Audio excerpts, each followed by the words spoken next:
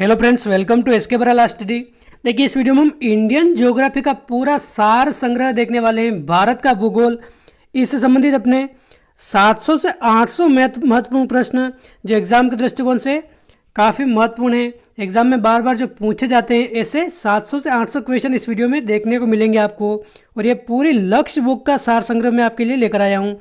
लक्ष्य बुक का सार संग्रह, इससे पहले हमने इंडियन हिस्ट्री, इंडियन पॉलिटी, इनके भी दो अलग से वीडियो देख लिया है। लक्ष्य का पूरा सार संग्रह मैंने आपको करवा दिया है, तो वो भी अगर आप देखना चाहें तो उसकी लिंक भी अपने डिस्क्रिप्शन में मिल जाएगी, वो भी आप देख सकते हैं। मात्र 1 या 2 घंटे के वीडियो में आपको पूरे 500 से 700 क्वेश्चन अलग अलग आपको दोनों वीडियो में देखने को मिलेंगे, तो वो भी आप देख सकते हैं।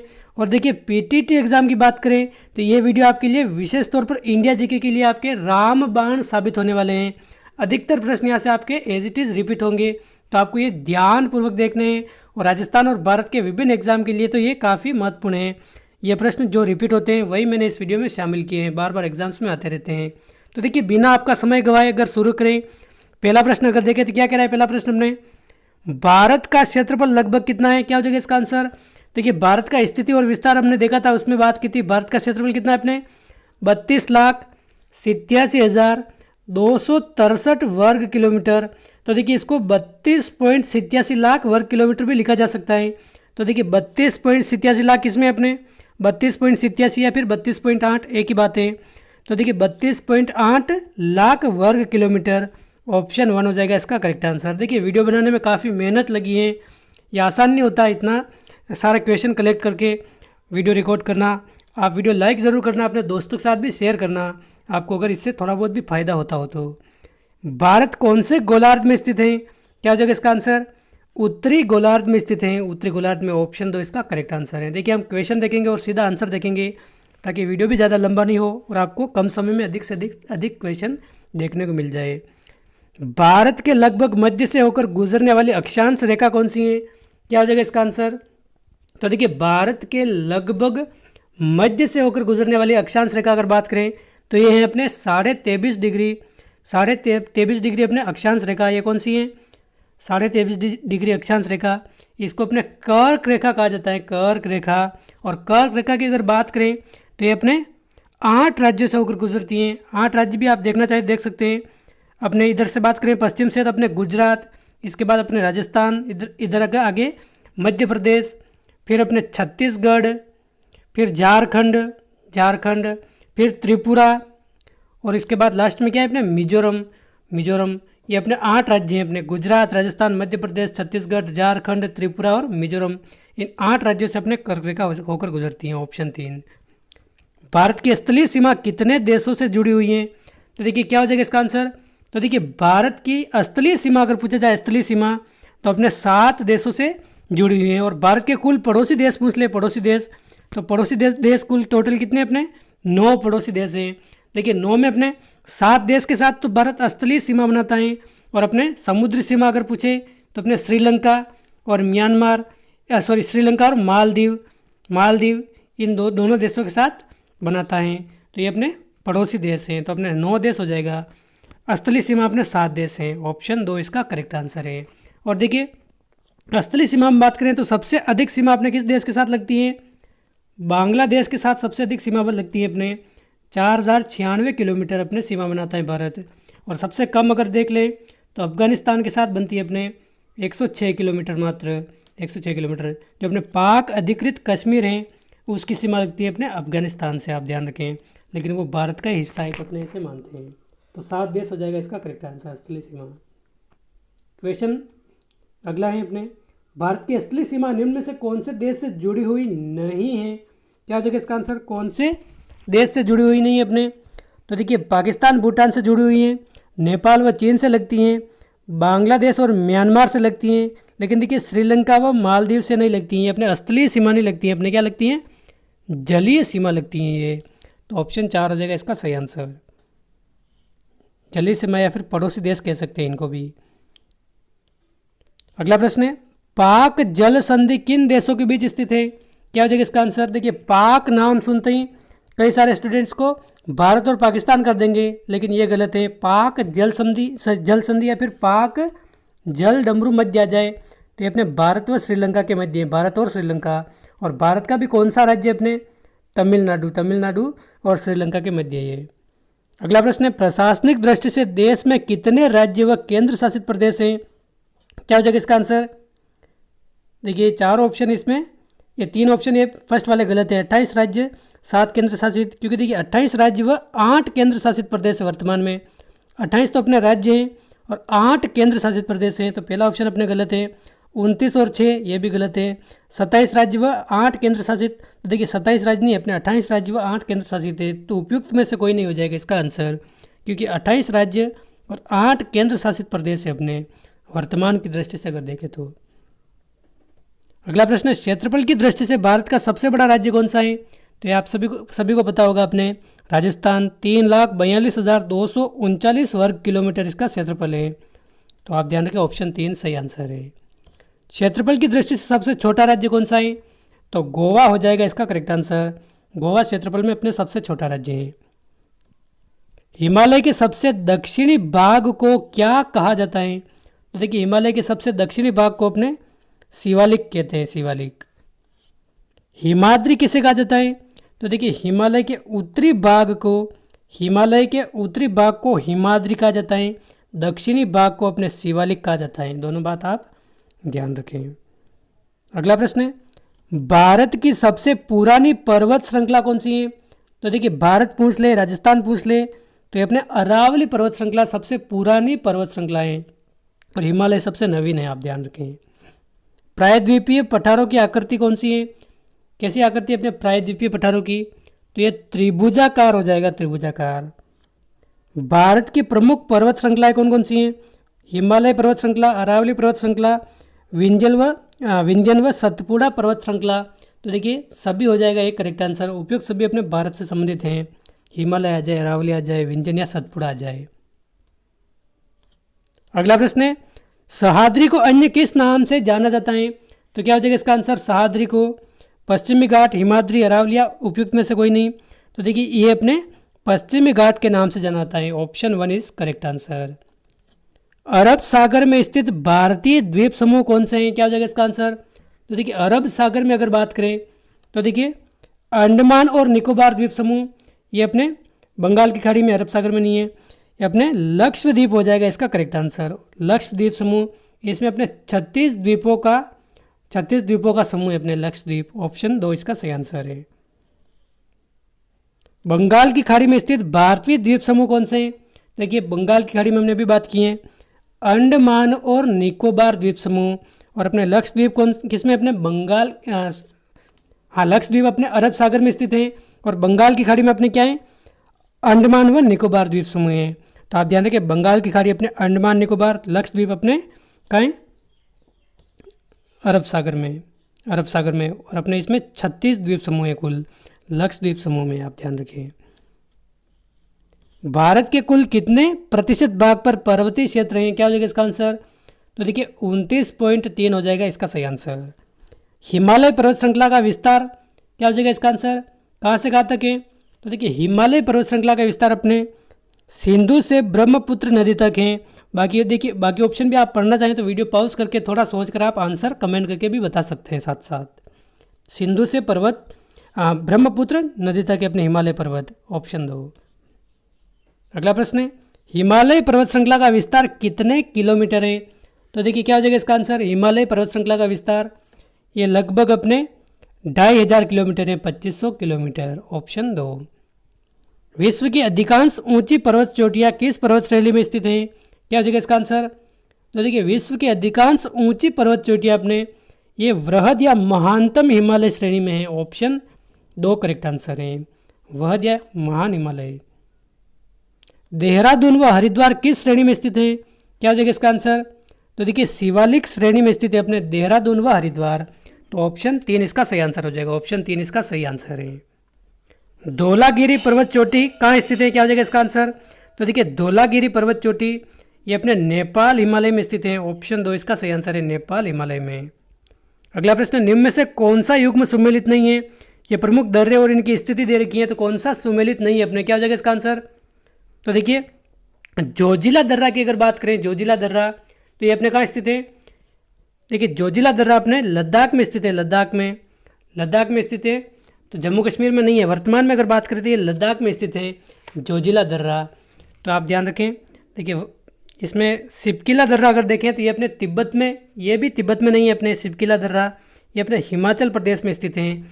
तो आप ध्यान रखें पहला ऑप्शन भी इसमें सम्मिलित नहीं है। देखिए पहले का प्रश्न है थोड़ा, तो इसमें ये जम्मू कश्मीर और लद्दाख जब अलग नहीं हुए थे उस समय का प्रश्न है, तो उस समय लद्दाख जम्मू कश्मीर सही था, ये प्रश्न आया था पहले। तो वर्तमान के संदर्भ में अगर ध्यान रखें तो जोजिला दर्रा अपने लद्दाख में है, तो ये भी आप ध्यान रखें, ये भी अपने गलत हैं।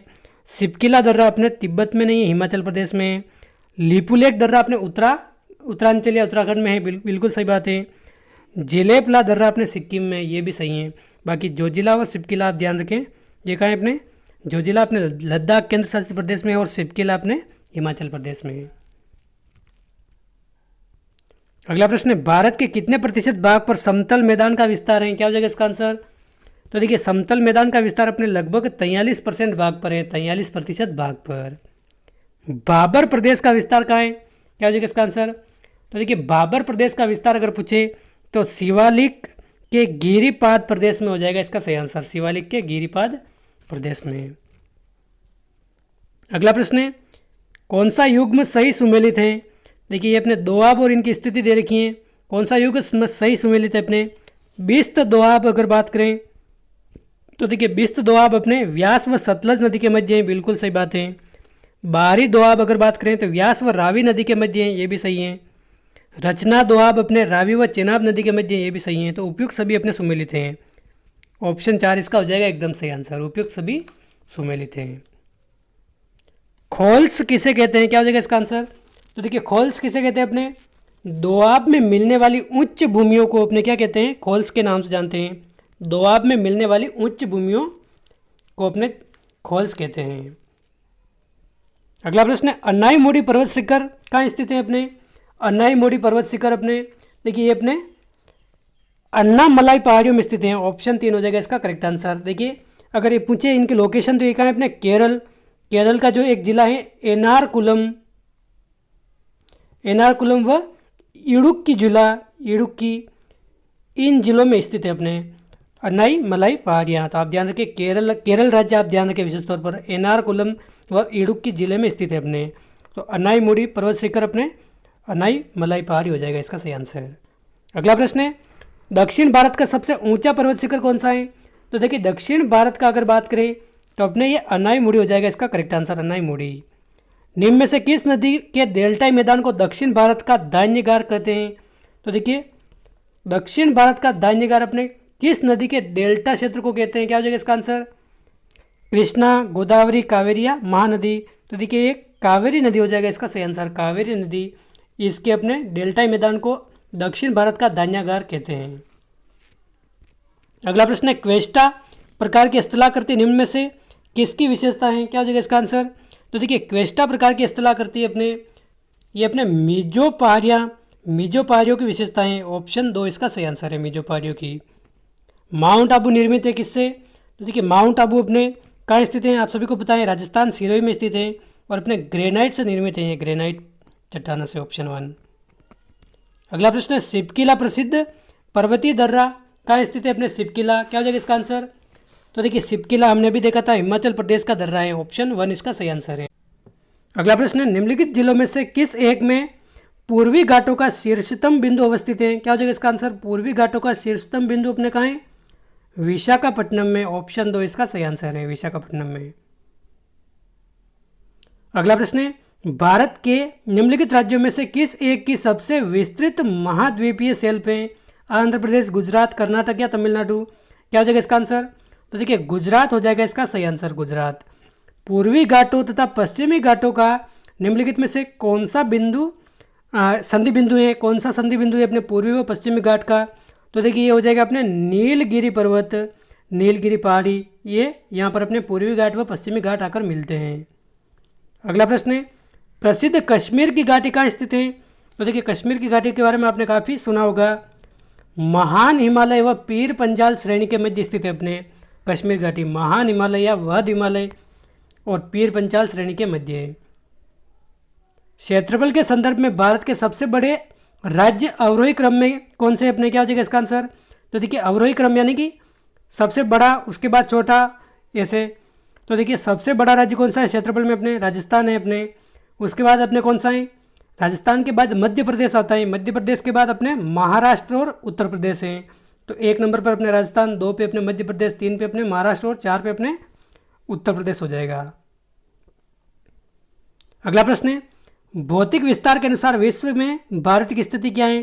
तो देखिए भौतिक विस्तार के अनुसार अगर बात करें तो क्षेत्रफल की दृष्टि से अगर बात करें तो विश्व की कुल क्षेत्रफल का अपने भारत में लगभग 2.42% है। 2.42%, यानी कि विश्व का अगर 100% क्षेत्रफल माने अगर, तो ये ज़मीन भारत के पास मात्र 2.42% है। लेकिन विश्व के अगर 100 इंसान माने, 100 अगर जनसंख्या माने कुल, तो इस 100 जनसंख्या में लगभग 17.5% जनसंख्या अपने भारत में निवास करती हैं। ज़मीन तो मात्र 2.42% है, लेकिन 100 में से 17.5% अपने भारत में निवास करते हैं। ये देखिए आप, निम्न में से कौन सा एक पर्वत नहीं है? क्या हो जाएगा इसका आंसर? तो देखिए कौन सा पर्वत नहीं है अपने? महाबलेश्वर ये पर्वत है, कालू सुबुई ये भी पर्वत है, सालेर भी है। लेकिन देखिए गरसोप्पा क्या है अपने?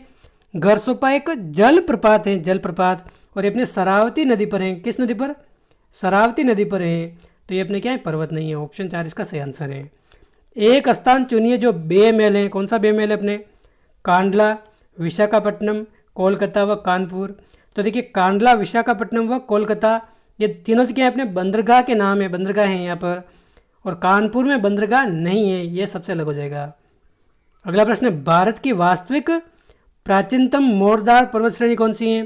तो देखिए वास्तविक प्राचीनतम मोड़दार पर्वत श्रेणी अगर पूछे तो प्राचीनतम मतलब सबसे प्राचीन, अरावली पर्वतमाला हो जाएगा अपने करेक्ट आंसर। महादेव पहाड़ियाँ किसका अभिन्न अंग है? तो देखिए सतपुड़ा का, अपने सतपुड़ा पहाड़ियों का अपने अभिन्न अंग है। ऑप्शन 1 हो जाएगा इसका सही आंसर। और देखिए महादेव पहाड़ी आपने कहा है नर्मदा व ताप्ती नदी के मध्य स्थित है। नर्मदा और ताप्ती नदी के मध्य। अगला प्रश्न है, निम्नलिखित दो पर्वत लगभग निम्नलिखित में से कौन से दो पर्वत लगभग समांतर हैं? तो क्या हो जाएगा इसका आंसर? ऐसे कौन से दो पर्वत है जो लगभग समांतर हैं? तो देखिए अपने विंध्याचल व सतपुड़ा ये हो जाएगा करेक्ट आंसर। ऑप्शन 3 इसका सही आंसर है। विंध्याचल व सतपुड़ा ये दोनों समांतर रूप से चलते हैं। अगला प्रश्न है, निम्नलिखित पर्वत श्रेणियों को उत्तर दक्षिण क्रम में व्यवस्थित कीजिए तथा कूट को सही उत्तर दीजिए कूट से। तो देखिए धौलाधर, लद्दाख, पीर पंजाल व जास्कर उत्तर से दक्षिण की ओर अपने व्यवस्थित करना है अपने, उत्तर से दक्षिण की ओर यानी कि ऊपर से नीचे की ओर। तो देखिए क्या हो जाएगा इसका आंसर? धौलाधर, लद्दाख, पीर पंजाल व जास्कर, इन चारों में अगर बात करें तो सबसे ऊपर कौन सा है अपने उत्तर में? ये लद्दाख है। तो लद्दाख अपने बी पे है, इसमें बी हो जाएगा। उसके बाद अगर बात करें तो कौन सा है अपने? देखिए जास्कर, धौलाधर व पीर पंजाल में अगर बात करें तो अपने पीर पंजाल व जास्कर ये दोनों आते हैं अपने जम्मू कश्मीर में। तो पीर पंजाल के ऊपर अपने क्या है? जास्कर हैं, यानी कि जास्कर अपने पीर पंजाल से ऊपर यानी कि उत्तर दिशा में है। तो ये डी हो जाएगा। उसके बाद अपने पीर पंजाल हो जाएगा सी, और उसके बाद अपने धौलाधर हो जाएगा ए, यानी कि B D C A. B D C A किस में ऑप्शन है? B D C A option 3 दे रखा है। बी डी सी ए ये उत्तर से दक्षिण क्रम हो जाएगा। पामबन द्वीप कहाँ स्थित है? देखिए पामबन या पंबन द्वीप, पंबन द्वीप, तो ये कहाँ है अपने? क्या हो जाएगा इसका आंसर? तो देखिए अपने ये भारत व श्रीलंका के मध्य स्थित है। भारत व श्रीलंका, भारत में तमिलनाडु राज्य हो जाएगा। बाई हिमालय के एकदम दक्षिण में स्थित भूभाग कौन सा है अपने? तो देखिए बाई हिमालय के एकदम दक्षिण में स्थित भूभाग अपने बाबर कहलाता है। ऑप्शन 1 हो जाएगा इसका सही आंसर। देखिए निम्न हिमालय व शिवालिक की पहाड़ियों के दक्षिण में स्थित है ये, निम्न हिमालय व शिवालिक की पहाड़ियों के। तो ऑप्शन 1 इसका सही आंसर है। अगला प्रश्न है, कौन सा युग्म सही सुमेलित नहीं है अपने? तो देखिए सिक्किम में अगर बात करें तो जेलेपला ये है, बिल्कुल है। हिमाचल प्रदेश यहाँ पर सिपकिला है, हिमाचल प्रदेश। किन्नौर जिले में अपने सिपकिला दर्रा है, किन्नौर हिमाचल प्रदेश में। अरुणाचल प्रदेश की अगर बात करें तो नाथुला। तो देखिए नाथुला दर्रा अपने कहाँ है? ये सिक्किम में स्थित है। कहाँ स्थित है? सिक्किम में। तो ये अपने सुमेलित नहीं है। बाकी देखिए जम्मू कश्मीर में अपने द्रास दर्रा हैं, बिल्कुल सुमेलित हैं। बाकी देखिए सभी ऑप्शन सुमेलित है अपने, एक सुमेलित नहीं है अपने। नाथुला अपने कहाँ है? सिक्किम में स्थित है। नाथुला अपने सिक्किम में है, अरुणाचल प्रदेश में नहीं है। ऑप्शन 3 इसका सही आंसर है। अगला प्रश्न है, भारत का सर्वोच्च पर्वत शिखर कौन सा है? देखिए भारतवर्ष का पूछा है तो इसमें गॉडविन ऑस्टिन हो जाएगा, जिसको K2 के नाम से भी जानते हैं, गॉडविन ऑस्टिन, जो अपने POK यानी कि पाक अधिकृत कश्मीर में है। और ऐसा अगर प्रश्न पूछ ले कि ऐसा भारत का सर्वोच्च शिखर कौन सा है जो निर्विवाद है, निर्विवाद, तो कंचनजंगा हो जाएगा करेक्ट आंसर। और अपने भारतवर्ष यानी कि अपने POK को भारत अपना अपना ही हिस्सा मानता है। POK यानी कि पाक अधिकृत कश्मीर, जिस कश्मीर पर पाकिस्तान ने अधिकार कर रखा है उसको भारत अपना ही हिस्सा मानता है, इसलिए अपने गॉडविन ऑस्टिन भी अपने भारतवर्ष का अभिन्न हिस्सा है। तो K2 अपने ये पर्वत श्रृंखला सबसे ऊंची है। उसके बाद अगर निर्विवाद रूप से अगर देखें तो कंचनजंगा ये अपने सिक्किम राज्य में है, सिक्किम में ये है। और सबसे विश्व की सबसे ऊंची अगर देखें चोटी कौन सी है, अपने माउंट एवरेस्ट है, जो अपने नेपाल में स्थित है। वह द्वीप जो भारत की सीमा से बाहर है ये कौन सा है अपने, तो देखिए क्या हो जाएगा इसका आंसर, तो देखिए अमिनी अपने लक्षद्वीप समूह का भाग है। लक्षद्वीप समूह में अपने 36 द्वीप हैं, उसमें एक अमिनी भी है। ट्राम्बे ये अपने महाराष्ट्र में है, ट्राम्बे। मूर, देखिए न्यूमोर आता है कभी कभी, न्यूमोर ये अपने भारत और पाकिस्तान नहीं, भारत और बांग्लादेश के मध्य स्थित है ये मूर। और बांकी ये कहाँ स्थित है, क्या हो जाएगा इसका आंसर, बांका या बांकी ये इंडोनेशिया का द्वीप है। कहाँ है अपने, इंडोनेशिया का। ऑप्शन 4 हो जाएगा इसका सही आंसर, ये भारत के बाहर है, ऑप्शन 4 इसका सही आंसर है। पर्वतपाद नगर हरिद्वार स्थित है, कहाँ स्थित है अपने, ये हरिद्वार कहाँ स्थित है, क्या हो जाएगा इसका आंसर, द्रोणी पर स्थित है, ऑप्शन 2 इसका सही आंसर है। मैकमोहन रेखा भारत और दूसरे देश जिस देश की अंतर्राष्ट्रीय सीमा बनाती है वह देश कौन सा है, तो देखिए मैकमोहन रेखा अपने भारत और चीन की सीमा बनाती हैं। और एक प्रश्न आता है अपने रेड क्लिफ रेखा ये अपने भारत और पाकिस्तान की सीमा बनाती हैं, रेड क्लिफ रेखा। डूरंड रेखा ये भी पूछी जाती है, डूरंड रेखा ये भारत और अफगानिस्तान की सीमा बनाती हैं, तो ये आप ध्यान रखें। अगला प्रश्न, निम्नलिखित राज्यों में से किस राज्य में सांची के स्तूप स्थित है, तो सांची के स्तूप अपने कहा है, मध्य प्रदेश में, ऑप्शन 4 इसका सही आंसर हो जाएगा, मध्य प्रदेश में स्थित है। अगला प्रश्न है, भारत में इंदिरा बिंदु की स्थिति क्या है, तो देखिए भारत की अगर बात करें तो भारत की स्थलीय सीमा, इसका तो अपने सबसे दक्षिणतम बिंदु कौन सा है, अपने कन्याकुमारी या केप कैमोरिन। लेकिन दक्षिणतम सीमा स्थलीय की अगर बात करें, स्थलीय तो ये तो अपने कन्याकुमारी, लेकिन समुद्री सीमा की बात करें तो यहाँ पर अपने अंडमान व निकोबार द्वीप समूह है। तो ये अपने यहाँ पर एक बिंदु आता है इंदिरा बिंदु या इंदिरा पॉइंट, ये अपने भारत का सबसे दक्षिणतम बिंदु है। तो निकोबार द्वीप समूह हो जाएगा अपने इसका करेक्ट आंसर। निकोबार द्वीप समूह में अपने इंदिरा बिंदु स्थित है, इंदिरा पॉइंट स्थित है। देखिए एक तो इंदिरा पॉइंट आता है और इंदिरा कोल आता है। इंदिरा कोल अगर पूछ ले, इंदिरा कोल तो ये कहाँ स्थित है, अपने सबसे उत्तरतम बिंदु है इंदिरा कोल, जो अपने लद्दाख में स्थित है, लद्दाख में। और इंदिरा पॉइंट आ जाए तो ये अपने सबसे दक्षिणतम बिंदु है, जो अपने अंडमान निकोबार में स्थित है। दोनों में आप कंफ्यूज मत होना। अगला प्रश्न है, भारत में गोंडवाना निरपेक्ष सबसे अधिक कहाँ हुआ है, अपने क्या हो जाएगा इसका आंसर, तो देखिए भारत में गोंडवाना निरपेक्ष अगर पूछा जाए तो दामोदर घाटी में हो जाएगा इसका सही आंसर। निम्नलिखित में से कौन सा पर्वत भारत में केवल एक ही राज्य में फैला है, क्या हो जाएगा इसका आंसर, अरावली, अजंता, सह्याद्री या सतपुड़ा। देखिए अरावली अपने 4 राज्यों में फैला है। 4 राज्य कौन कौन से, गुजरात, राजस्थान, हरियाणा, इसके अलावा दिल्ली। अजंता, सह्याद्री और सतपुड़ा, क्या हो जाएगा इसका आंसर, तो देखिए अजंता हो जाएगा इसका करेक्ट आंसर। अजंता केवल और केवल अपने महाराष्ट्र में फैला है, और महाराष्ट्र में भी अपने विशेष तौर पर औरंगाबाद जिले में, औरंगाबाद में फैला हुआ है। तो ऑप्शन 2 इसका सही आंसर है। अगला प्रश्न है, धौलाधर व पीर पंचाल की महत्वपूर्ण श्रेणियाँ अवस्थित हैं, कहाँ अवस्थित है अपने, तो अपने लघु हिमालय में स्थित है धौलाधर व पीर पंचाल की, ऑप्शन 3। अगला प्रश्न है, कौन सा सुमेलित नहीं है, अपने नाथुला दर्रा अपने सिक्किम में, हमने अभी देखा है। रोहतांग दर्रा, देखिए रोहतांग दर्रा अपने जम्मू कश्मीर में नहीं है, अपने कहाँ स्थित है, हिमाचल प्रदेश में स्थित है, तो यही सुमेलित नहीं है। बाकी देखिए पाल घाट अपने बिल्कुल केरल में स्थित है। बोमडिला अपने अरुणाचल प्रदेश में स्थित है। बाकी देखिए रोहतांग दर्रा अपने कहाँ है, हिमाचल प्रदेश में है। देखिए ये प्रश्न एज इट इज़ ऐसे कैसे एग्जाम में पूछे जाते हैं, तो आप ध्यान रखें, इनको आप विशेष तौर पर अच्छे से रिवाइज करके जाए। अगर आप पूरा टॉपिक नहीं पढ़ सकते हैं तो भी आप ये देख लेंगे तो आपके अधिकांश प्रश्न 60 से 70% आपके क्वेश्चन सही हो जाएंगे एग्जाम में आने वाले। निम्नलिखित में से भारतवर्ष की कौन सी सबसे ऊंची चोटी है, तो देखिए भारतवर्ष की अगर बात करें तो देखिए इसमें अपने गॉडविन ऑस्टिन यानी कि K2 ऑप्शन में ही नहीं दे रखा है, तो देखिए K2 ऑप्शन में नहीं दे रखा है, तो सीधा अपने आंसर क्या हो जाएगा, कंचनजंगा हो जाएगा। कंचनजंगा अपने कहाँ है, ये अपने सिक्किम राज्य में स्थित है, सिक्किम में। तो आप ध्यान रखें, भारतवर्ष की अगर K2 दे रखा होता गॉडविन ऑस्टिन तो ये हो जाता अपने, लेकिन वो ऑप्शन में नहीं दे रखा है, तो अपने क्या हो जाएगा, कंचनजंगा हो जाएगा। अगला प्रश्न है, भारत के निम्नलिखित सेल समूह में से कौन सा जीवाश्मों में सबसे संपन्न है, क्या हो जाएगा इसका आंसर। तो देखिए जीवाश्मों में अगर बात करें तो गोंडवाना ये सबसे संपन्न है, ऑप्शन 3 हो जाएगा इसका correct answer, Gondwana land. Jammu Srinagar राजमार्ग पर अपने जवाहर सुरंग अवस्थित है, किस श्रेणी में, अपने क्या हो जाएगा इसका आंसर। तो देखिए जवाहर सुरंग अपने पीर पंजाल इस श्रेणी में स्थित है, ऑप्शन 1 इसका सही आंसर हो जाएगा, ऑप्शन 1 इसका सही आंसर है। अगला प्रश्न है, उत्खात भूमि स्थलाकृतिक किसकी विशेषता है, क्या हो जाएगा इसका आंसर। तो देखिए उत्खात भूमि राजस्थान जी के में हम काफ़ी बार पढ़ते हैं, चंबल नदी ये अपने उत्खात स्थलाकृति के लिए प्रसिद्ध है, उबड़ खाबड़ जमीन के लिए, ऑप्शन 4 हो जाएगा इसका करेक्ट आंसर, ऑप्शन 4 इसका सही आंसर है। शिलांग का पठार जिसे मेघालय भी कहा जाता है, उसका तात्पर्य मेघ के घर से है, यह इसका नाम किसने दिया था, क्या हो जाएगा इसका आंसर। तो देखिए शिलांग के पठार को अपने मेघालय कहा जाता है, और ये मेघ के घर से इसका तात्पर्य है, और ये नाम किसने दिया था सबसे पहले, क्या हो जाएगा इसका आंसर, एसपी चटर्जी ने दिया था, किसने दिया था, अपने एसपी चटर्जी, तो अपने ऑप्शन 2 हो जाएगा इसका सही आंसर, एसपी चटर्जी।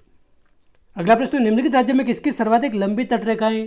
तो देखिए सबसे लंबी तटरेखा, ठीक है, तटरेखा के बारे में आप ध्यान रखें, कितने राज्य तटरेखा सीमा बनाते हैं, अपने 9 राज्य।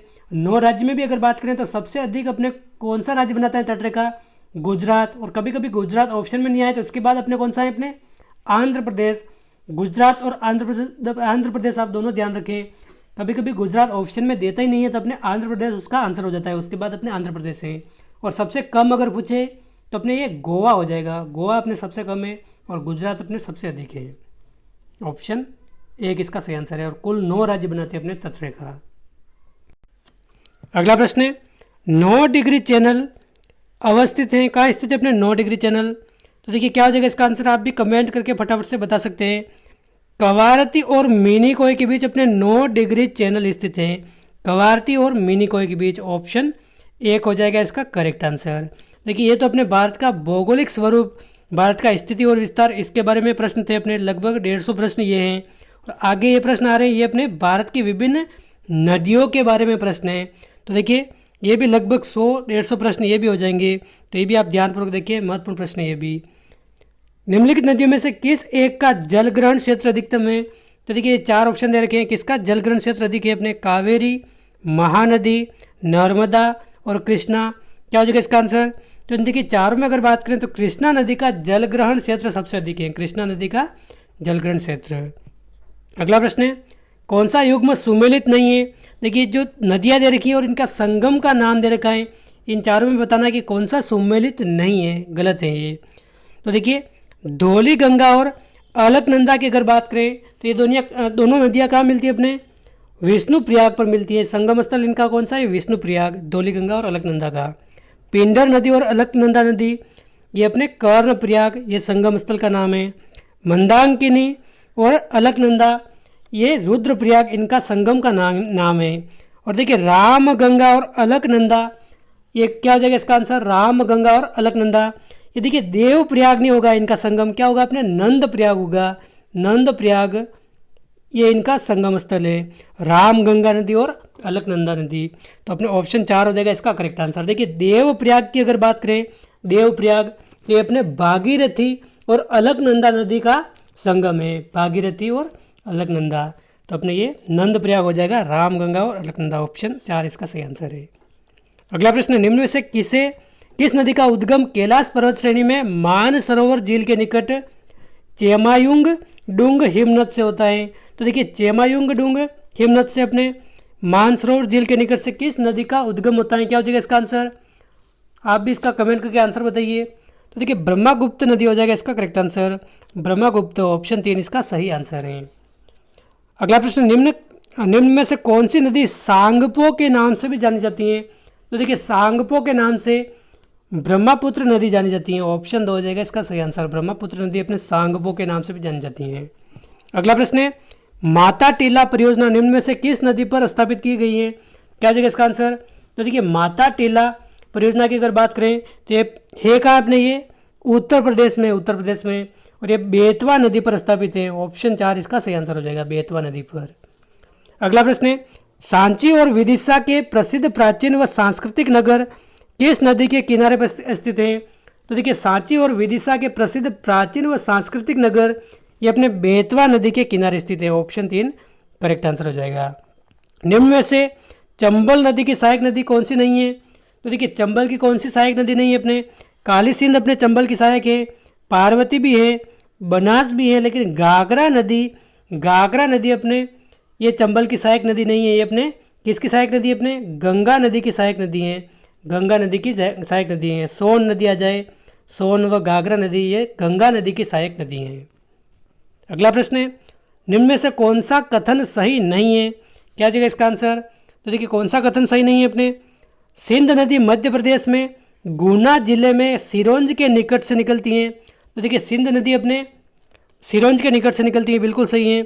लखनऊ व जौनपुर नगर गोमती नदी के किनारे पर बसे हुए हैं, ये भी एकदम सही है।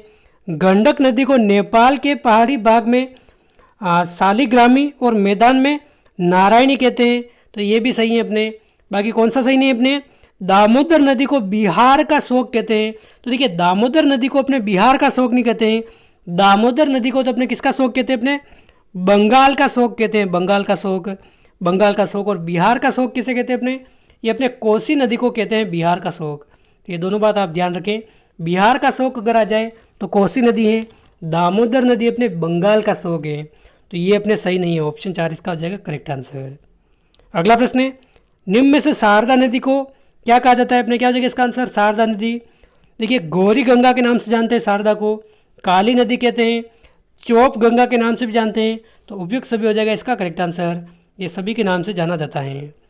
अगला प्रश्न है, निम्न में से कौन सी नदी ब्रह्मपुत्र की सहायक नदी है? तो देखिए ब्रह्मपुत्र की सहायक नदी कौन सी है अपने? तो देखिए क्या हो जाएगा इसका आंसर? फटाफट से आप कमेंट करके बताइए। ब्रह्मपुत्र की सहायक नदी सेती, बेरी, लोहित या गिरना? तो देखिए लोहित नदी अपने ब्रह्मपुत्र की सहायक नदी है। ऑप्शन 3 इसका सही आंसर है। पश्चिम बंगाल का शोक किसे कहते हैं? हमने भी देखा था, बंगाल या पश्चिम बंगाल का शोक अगर आ जाए तो अपने दामोदर नदी है, और कोसी नदी अपने बिहार का शोक है। किसका है? अपने बिहार का शोक है, ये आप ध्यान रखें। अगला प्रश्न है, निम्न में से कौन सी नदी गंगोत्री के पूर्व में माप चांचुगो हिमनद से निकलती है? देखिए माप चांचुगो अपने कहाँ है? तिब्बत में। तो देखिए तिब्बत के माप चांचुगो हिमनद से अपने कौन सी नदी निकलती हैं? तो देखिए अपने ये घाघरा नदी निकलती है। कौन सी अपने? घाघरा नदी निकलती हैं, तो ऑप्शन 3 हो जाएगा इसका सही आंसर। अगला प्रश्न है, निम्न में से कौन सी नदी पश्चिम की ओर प्रवाहित होती है? तो देखिए पश्चिम की ओर अपने महानदी, गोदावरी, पेरियार या पन्नार? क्या हो जाएगा इसका आंसर? तो ये अपने पेरियार नदी हो जाएगा इसका करेक्ट आंसर। पेरियार अपने ऑप्शन 3 इसका सही आंसर है। निम्न में से कौन सी नदी बंगाल की खाड़ी में गिरती है? तो देखिए बंगाल की खाड़ी में अपने कौन सी नदी गिरती है अपने? क्या हो जाएगा इसका आंसर? तो देखिए इन चारों में अगर बात करें तो शरावती, वेतरनी, काली नदी या तुंगभद्रा? तो तुंगभद्रा हो जाएगा इसका करेक्ट आंसर। देखिए तुंगभद्रा अपने किस नदी की सहायक नदी है? अपने कृष्णा नदी की सहायक नदी है, कृष्णा की सहायक नदी है। कृष्णा अगर आ जाए, कावेरी, गोदावरी, ये सभी अपने बंगाल की खाड़ी में गिरती हैं। कृष्णा नदी आ जाए, कावेरी आ जाए, गोदावरी आ जाए, ये सभी अपने बंगाल की खाड़ी में गिरने वाली नदियाँ हैं, तुंगभद्रा आदि। अगला प्रश्न है, निम्न में से नर्मदा नदी पर कौन सा जलप्रपात स्थित है? तो देखिए नर्मदा नदी पर अगर देखा जाए तो कौन सा जलप्रपात है अपने? धुआंधार जलप्रपात हो जाएगा इसका करेक्ट आंसर। इन चारों ऑप्शन में अगर बात करें तो धुआंधार जलप्रपात एकदम करेक्ट आंसर है, और ये अपने मध्य प्रदेश में, कहाँ पर? अपने MP में स्थित है। अगला प्रश्न है, निम्न में से कौन सी नदी डेल्टा नहीं बनाती है? तो देखिए डेल्टा कौन सी नदी नहीं बनाती है अपने? महानदी, गोदावरी, कृष्णा या नर्मदा? क्या हो जाएगा इसका आंसर? तो देखिए नर्मदा नदी हो जाएगा इसका करेक्ट आंसर। देखिए नर्मदा आ जाए, तापी, पेरियार, ये सभी पश्चिम में बहती है, तो ये डेल्टा नहीं बनाती है। ऑप्शन 2 इसका सही आंसर है। अगला प्रश्न है, इंदिरा सागर बांध किस नदी पर बनाया गया है?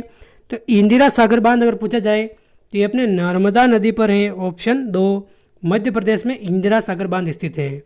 अगला प्रश्न है, निम्न में से नर्मदा नदी के किनारे कौन सा नगर स्थित है? तो देखिए नर्मदा नदी के किनारे अगर देखा जाए तो देखिए ओंकारेश्वर भी स्थित है, जबलपुर भी है, रायगढ़ भी है, तो उपयुक्त सभी हो जाएगा इसका करेक्ट आंसर। ऑप्शन 4 इसका सही आंसर है। अगला प्रश्न है, सरदार सरोवर बांध किस नदी पर स्थित है? तो देखिए सरदार सरोवर बांध अगर देखा जाए तो ये अपने नर्मदा नदी पर है, गुजरात में स्थित है। सरदार सरोवर बांध नर्मदा नदी पर है। पूर्णा नदी किसकी सहायक नदी है? क्या हो जाएगा इसका आंसर? पूर्णा नदी किसकी सहायक नदी है अपने? तो ताप्ती नदी की सहायक नदी है, ऑप्शन 2। पूर्णा अपने ताप्ती की सहायक नदी है, ऑप्शन 2 इसका करेक्ट आंसर हो जाएगा। अगला प्रश्न है, कडाना बांध किस नदी पर बनाया गया है अपने? तो देखिए कडाना बांध अपने क्या हो जाएगा इसका आंसर? ये अपने माही नदी पर बनाया गया है अपने, और अपने गुजरात और राजस्थान की सीमा पर स्थित है, और मेनली ये गुजरात में स्थित है कडाना बांध। तो आप ध्यान रखें, ऑप्शन 2 माही नदी पर बनाया गया है अपने कडाना बांध। निम्न में से किस नदी को वृद्ध गंगा के नाम से भी जाना जाता है? तो देखिए वृद्ध गंगा किसे कहते हैं? क्या हो जाएगा इसका आंसर? आप फटाफट से कमेंट करके इसका आंसर बताइए।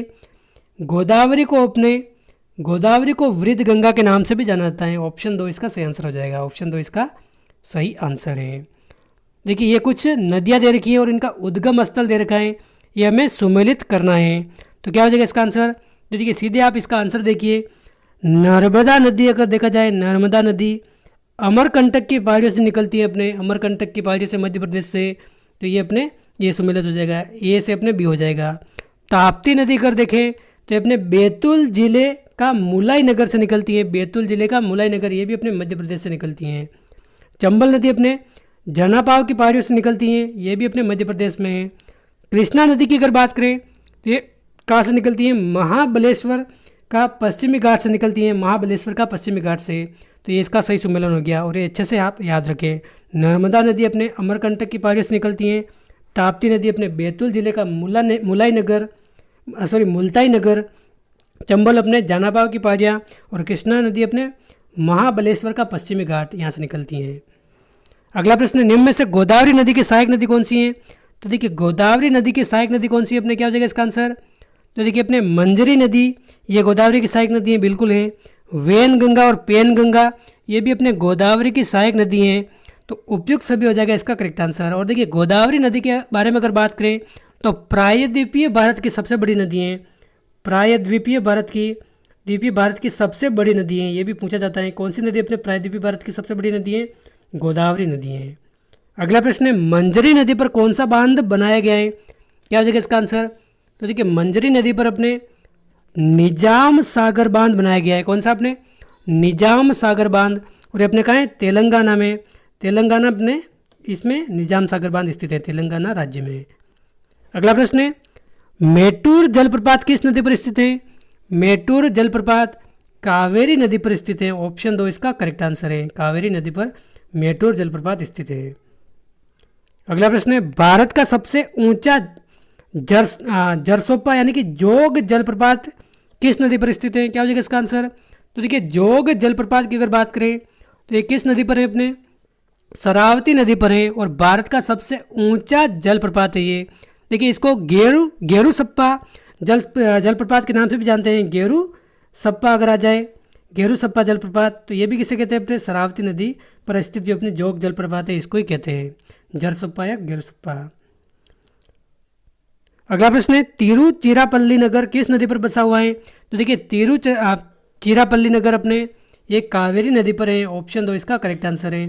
देखिए आपको वीडियो अच्छा लगा है तो आप दोस्तों के साथ भी ज़रूर शेयर करिए। यहाँ पर इस एग्ज़ाम की अगर बात करें, पीटीटी एग्ज़ाम की, प्री बीएड एग्ज़ाम की, तो इसके लिए तो ये रामबाण है एक तरह से, और अन्य एग्ज़ाम में भी यहाँ से हर एग्ज़ाम में प्रश्न आए हुए हैं, और जो प्रश्न रिपीट हुए हैं वही प्रश्न मैं इस वीडियो में लेकर आया हूँ। तो यही प्रश्न बार बार रिपीट होते रहते हैं, तो आपको ये ध्यानपूर्वक देखना चाहिए और अपने दोस्तों के साथ भी शेयर ज़रूर करना है आपको। अगला प्रश्न है, निम्न में से किस नदी को विश्वास गाती नदी के नाम से जानते हैं? तो देखिए विश्वास गाती नदी ये किसे कहते हैं? अपने हुगली नदी को विश्वास गाती नदी कहते हैं। किसे कहते हैं? अपने हुगली नदी को विश्वास गाती नदी कहते हैं। बद्रीनाथ किस नदी के किनारे पर बसा है? तो देखिए बद्रीनाथ की अगर बात करें तो अपने अलकनंदा नदी के किनारे हैं, ऑप्शन 2 इसका करेक्ट आंसर हो जाएगा, अलकनंदा नदी के किनारे। अगला प्रश्न है, निम्न में से कौन सा नगर शिप्रा नदी पर स्थित है? तो क्या हो जाएगा इसका आंसर? शिप्रा नदी पर अगर बात करें तो ये उज्जैन स्थित है, उज्जैन, ऑप्शन 2 इसका सही आंसर हो जाएगा, उज्जैन। अगला प्रश्न है, पुलिकट झील कहाँ स्थित है? तो देखिए पुलिकट झील की अगर बात करें तो आंध्र प्रदेश व तमिलनाडु की सीमा पर स्थित है। आंध्र प्रदेश और तमिलनाडु की सीमा पर अपने पुलिकट झील स्थित है, और अपने एक लेगुन झील है, लेगुन झील। अगला प्रश्न है, वेबनाडु झील कहाँ स्थित है, क्या हो जाएगा इसका आंसर। तो देखिए वेबनाडु झील अपने किस राज्य में है, केरल में। ऑप्शन 2 करेक्ट आंसर है। पापनासम जलप्रपात किस नदी पर स्थित है, तो देखिए पापनासम जलप्रपात अगर देखा जाए तो ये किस नदी पर है, अपने ताम्रपर्णी नदी पर है। और ताम्रपर्णी नदी पर अपने किस राज्य में है, अपने तो तमिलनाडु राज्य में है। तो अपने ऑप्शन 3 हो जाएगा इसका करेक्ट आंसर। वेबनाडु झील अपने कहाँ है, केरल राज्य में। और अपने ताम्रपर्णी नदी पर पापनासम जलप्रपात तमिलनाडु राज्य में है। अगला प्रश्न है, देखिए ये विभिन्न जलप्रपात दे रखे हैं और इनसे संबंधित नदी दे रखी है, कौन सा सम्मिलित नहीं है ये हमें बताना है। तो क्या हो जाएगा इसका आंसर, फटाफट से आप कमेंट करके बताइए, वीडियो पॉज करके अच्छे से आप इस क्वेश्चन को समझिए। देखिए गोकाक जलप्रपात अगर देखें तो ये कहाँ है, अपने गोकाक नदी पर है, बिल्कुल सही बात है। बिहार जलप्रपात अपने टोंस नदी पर है, ये भी एकदम करेक्ट है। चूलिया जलप्रपात अपने राजस्थान पर है, राजस्थान में है। चूलिया जलप्रपात चंबल नदी पर है, एकदम सही है। येना जलप्रपात अपने ताप्ती नदी पर नहीं है। अपने येना जलप्रपात अगर देखें तो ये कहाँ है, किस राज्य में है, अपने महाराष्ट्र में है। और अपने ये नर्मदा नदी पर है, येना जलप्रपात नर्मदा नदी पर है। तो ऑप्शन 4 इसका एकदम सही आंसर है। गोकाक अपने गोकाक नदी पर, बिहार जलप्रपात अपने टोंस नदी पर, चूलिया जलप्रपात अपने चंबल नदी पर और येना जलप्रपात अपने नर्मदा नदी पर है। ताप्ती नहीं होगा, इसका गलत हो जाएगा। अगला प्रश्न है, कौन सी झील लेगुन झील का उदाहरण नहीं है। लेगुन झील का उदाहरण कौन से नहीं है, अपने वेम्बनाथ झील, पुलिकट झील, चिल्का झील या कोल्लेरू झील। क्या हो जाएगा इसका आंसर। तो देखिए अपने इसका आंसर क्या है, अपने लेगुन झील का कौन सा उदाहरण नहीं है, अपने तो देखिए वेम्बनाथ झील अपने लेगुन झील का उदाहरण है। पुलिकट झील ये भी लेगुन झील है। चिल्का झील जो उड़ीसा में स्थित है ये भी लेगुन झील है, लेकिन कोल्लेरू झील अपने लेगुन झील नहीं है। ऑप्शन 4 इसका सही आंसर है। कोल्लेरू झील अपने लेगुन झील नहीं है। और देखिए कोल्लेरू झील अपने कहाँ है, आंध्र प्रदेश में। अगर राज्य अगर पूछ ले तो किस राज्य में, अपने आंध्र प्रदेश में। कृष्णा और गोदावरी नदी के मध्य स्थित है, अपने कृष्णा और गोदावरी नदी के मध्य आंध्र प्रदेश में। तो ये अपने लेगुन झील नहीं है। अगला प्रश्न है, निम्न में से कौन सी झील अभिकेंद्री अफवाह तंत्र का उदाहरण है। तो देखिए अभिकेंद्री अफवाह तंत्र क्या हो जाएगा इसका आंसर। कौन सी झील अपने अभिकेंद्री अफवाह तंत्र का उदाहरण है, लोकटक झील हो जाएगा इसका करेक्ट आंसर, लोकटक झील। कोल्लेरू झील कहाँ स्थित है, अपने देखिए हमने भी बात की है आंध्र प्रदेश में स्थित है। अपने इनसे संबंधित नदियाँ कौन सी है, अपने एक तो अपने कृष्णा नदी और एक दूसरी अपने गोदावरी नदी। इन दोनों नदियों के मध्य में स्थित है अपने कौन सी झील, कोल्लेरू झील। तो ऑप्शन इसका 2 हो जाएगा इसका सही आंसर। अगला प्रश्न है, बालूका रोध से गिरने के कारण एक लेगुन अब श्रीहरिकोटा द्वीप कहलाता है, वह कौन सी लेगुन झील है। तो देखिए बालूका रोध से गिरने के कारण एक लेगुन अब श्रीहरिकोटा द्वीप कहलाता है। तो ये अपने पुलिकट झील का उदाहरण है, पुलिकट झील का ऑप्शन 2। एशिया में सबसे बड़ी खारे जल की झील कौन सी है। तो देखिए खारे जल की झील कौन सी है अपने एशिया में, चिल्का झील है, अपने उड़ीसा में स्थित है। और ये किस प्रकार की झील है, अपने लेगुन झील है, लेगुन झील। ऑप्शन 3 इसका सही आंसर है। अगला प्रश्न है, मालाबार तट पर केरल के पश्च जल के नाम से प्रसिद्ध झीलों की एक श्रृंखला जो एक दूसरे से नहरों द्वारा संयुक्त है, ये क्या कहलाती है, अपने तो देखिए ये अपने कायल कहलाती है, कायल। कायल ऑप्शन 3 हो जाएगा इसका करेक्ट आंसर। ये अपने मालाबार तट पर है और केरल के पश्च जल के नाम से प्रसिद्ध है, यानी कि बैक वाटर्स के नाम से प्रसिद्ध है और एक दूसरे से नहरों से संयुक्त है। तो ये अपने कायल है, ऑप्शन 3 इसका सही आंसर है। भारत में मीठे जल की सबसे बड़ी प्राकृतिक झील कौन सी है। तो देखिए भारत में मीठे जल की सबसे बड़ी प्राकृतिक झील कौन सी है, ये अपने वुलर झील है। वुलर झील अपने कहाँ है, जम्मू और कश्मीर में स्थित है, जम्मू कश्मीर में स्थित है अपने वुलर झील। और मीठे जल की सबसे बड़ी अपने नेचुरल झील है, प्राकृतिक झील है। और देखिए राजस्थान की अगर देखें तो सबसे बड़ी कृत्रिम झील विश्व एशिया की दूसरी सबसे बड़ी कौन सी अपने जयसमंद झील। और ये अपने कृत्रिम झील है, कौन सी कृत्रिम झील है अपने ये जयसमंद झील। और अपने भारत में अगर बात करें तो प्राकृतिक झील अपने सबसे बड़ी कौन सी है, वुलर झील, जम्मू कश्मीर में है, जम्मू कश्मीर में। और जयसमंद अपने कौन सी है, कृत्रिम झील है। अगला प्रश्न है, अगला प्रश्न क्या कह रहा है, गोदावरी तथा कृष्णा के नदी के डेल्टा के मध्य स्थित एशिया की सबसे बड़ी आर्द्र भूमि कौन सी है। तो देखिए गोदावरी और कृष्णा नदी के मध्य अगर देखा जाए तो ये कौन सी अपने हमने भी बात की है, ये अपने कोल्लेरू झील हो जाएगा, कोल्लेरू झील आंध्र प्रदेश में। ये 3 बार बात कर ली इसी वीडियो में। अगला प्रश्न, राजस्थान की सबसे बड़ी मीठे पानी की झील कौन सी है? तो देखिए जयसमंद झील हो जाएगा अपने। राजस्थान में अगर बात करें तो इसकी लोकेशन क्या है अपने? उदयपुर जिले में स्थित है राजस्थान में। उदयपुर जिले को अपने झीलों की नगरी के नाम से भी जाना जाता है। और देखिए उदयपुर जिले में फेमस काफ़ी सारी झीलें हैं, फतेह सागर झील, पिछोला झील, उदय सागर झील, इसके अलावा स्वरूप सागर, जयसमंद झील। तो आप जयसमंद ध्यान रखें, ये मीठे पानी की झील है, मीठे पानी की झील। तो ऑप्शन 4 हो जाएगा इसका एकदम सही आंसर। अगला प्रश्न है, गरसोपा जलप्रपात कहाँ अवस्थित है अपने? तो देखिए गरसोपा जलप्रपात अपने पश्चिमी घाट में है। पश्चिमी घाट में भारत का सबसे ऊंचा जलप्रपात है। हमने भी थोड़ी देर पहले इसकी बात की है। तो पश्चिमी घाट हो जाएगा इसका करेक्ट आंसर। भारत का सबसे ऊंचा जलप्रपात शरावती नदी पर बना हुआ है, शरावती नदी पर। ऑप्शन 1 इसका एकदम करेक्ट आंसर है। अगला प्रश्न है, निम्नलिखित में से किसे जलागम क्षेत्र प्रबंधन हेतु उत्कृष्ट प्रयास के रूप में मान्यता मिली है? तो देखिए जलागम क्षेत्र प्रबंधन हेतु उत्कृष्ट प्रयास के रूप में अपने दामोदर घाटी को मान्यता मिली है। तो ऑप्शन 1 इसका एकदम सही आंसर हो जाएगा। निम्नलिखित में से कौन सा युग्म सुमेलित नहीं है? हैदराबाद कृष्णा, जबलपुर नर्मदा, कोटा चंबल व नासिक गोदावरी। तो देखिए 4 शहर दे रखे हैं, इनमें कौन सा सुमेलित नहीं है अपने?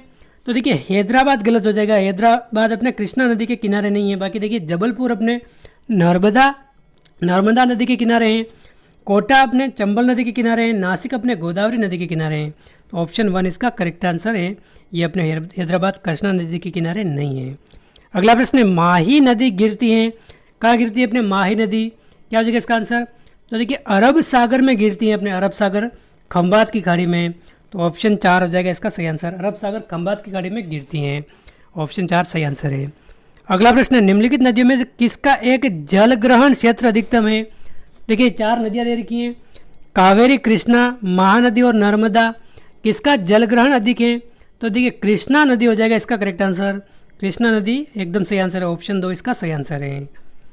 अगला प्रश्न है, निम्नलिखित में से कौन सी एक बराक नदी की सहायक नदी नहीं है? तो देखिए बराक की सहायक नदी नहीं है। देखिए यहाँ पर एक नदी नहीं है, ऐसे मत पढ़िए आप। कौन सी बराक नदी की सहायक नदी है? ये यहाँ पर थोड़ा प्रिंट मिस्टेक हुआ है। बराक नदी की सहायक नदी है या कौन सी अपने? जीरी अपने बराक नदी की सहायक नदी है, बाकी नहीं होगी। जीरी अपने किसकी है? बराक नदी की सहायक नदी है। अगला प्रश्न है, सतलज नदी कहाँ से निकलती है अपने? सतलज नदी, तो देखिए सतलज नदी अपने कैलाश प्रदेश से निकलती हैं। ऑप्शन 3 सही आंसर हो जाएगा। सतलज नदी अपने कैलाश प्रदेश से निकलती हैं। भारत की सुप्रसिद्ध पूर्वगामी नदियाँ कौन सी हैं? क्या हो जाएगा? आप भी साथ साथ कमेंट करते हुए चलिए और 2 से 3 बार इस वीडियो को ध्यानपूर्वक देखना, आपको निश्चित तौर पर एग्जाम में काफ़ी फायदा होगा। भारत की सुप्रसिद्ध पूर्वगामी यानी कि पूर्व की ओर बहने वाली नदियाँ कौन सी है अपने? सिंधु नदी, ब्रह्मपुत्र नदी, सतलज नदी, ये सभी अपने पूर्वगामी नदियाँ हैं। बाकी ऑप्शन भी आप ढंग से वीडियो पॉज करके एकदम समझ के देखिए और अच्छे से आप कमेंट करके बताइए। दामोदर नदी का ऊपरी मार्ग है, एक कौन सा मार्ग है अपने दामोदर नदी का ऊपरी मार्ग? ये अपने भ्रंश घाटी कहलाता है। ऑप्शन 1 इसका करेक्ट आंसर है। दामोदर नदी का ऊपरी मार्ग भ्रंश घाटी है। अगला प्रश्न है, निम्नलिखित नदियों में से कौन मानसरोवर के समीपवर्ती क्षेत्र में नहीं निकलती हैं? तो देखिए कौन सी नदी जो अपने मानसरोवर के समीपवर्ती क्षेत्र से नहीं निकलती हैं? तो देखिए सिंधु नदी निकलती है अपने, बिल्कुल निकलती हैं। सतलज नदी निकलती हैं, ब्रह्मपुत्र निकलती हैं। लेकिन देखिए चिनाब नदी की अगर बात करें तो ये अपने हिमाचल प्रदेश से निकलती हैं। कहाँ से निकलती है अपने? हिमाचल प्रदेश से, जो मानसरोवर क्षेत्र के समीप नहीं है, दूर है ये। तो ऑप्शन 3 इसका सही आंसर हो जाएगा। अगला प्रश्न है, निम्न में से कौन सी नदियाँ अमरकंटक से निकलती हैं? तो देखिए अमरकंटक के पारियों से अपने कौन सी नदियाँ निकलती हैं? तो देखिए एक तो अपने नर्मदा नदी हमने देख लिया है, तो नर्मदा, देखिए नर्मदा वाले दोनों ऑप्शन एक तरह से मान सकते हैं। हाँ, इन दोनों में से कोई एक हो सकता है। तो देखिए नर्मदा के अलावा बेतवा नहीं होगा, सोन नदी हो जाएगा। सोन नदी भी अपने कहाँ से निकलती है? मध्य प्रदेश के अमरकंटक की पहाड़ियों से। तो अपने नर्मदा और अपने सोन हो जाएगा। नर्मदा और सोन नदी अपने अमरकंटक से निकलती हैं। अगला प्रश्न है, सतलज नदी किस प्रकार के अपवाह प्रतिरूप का उदाहरण है? क्या हो जाएगा इसका आंसर?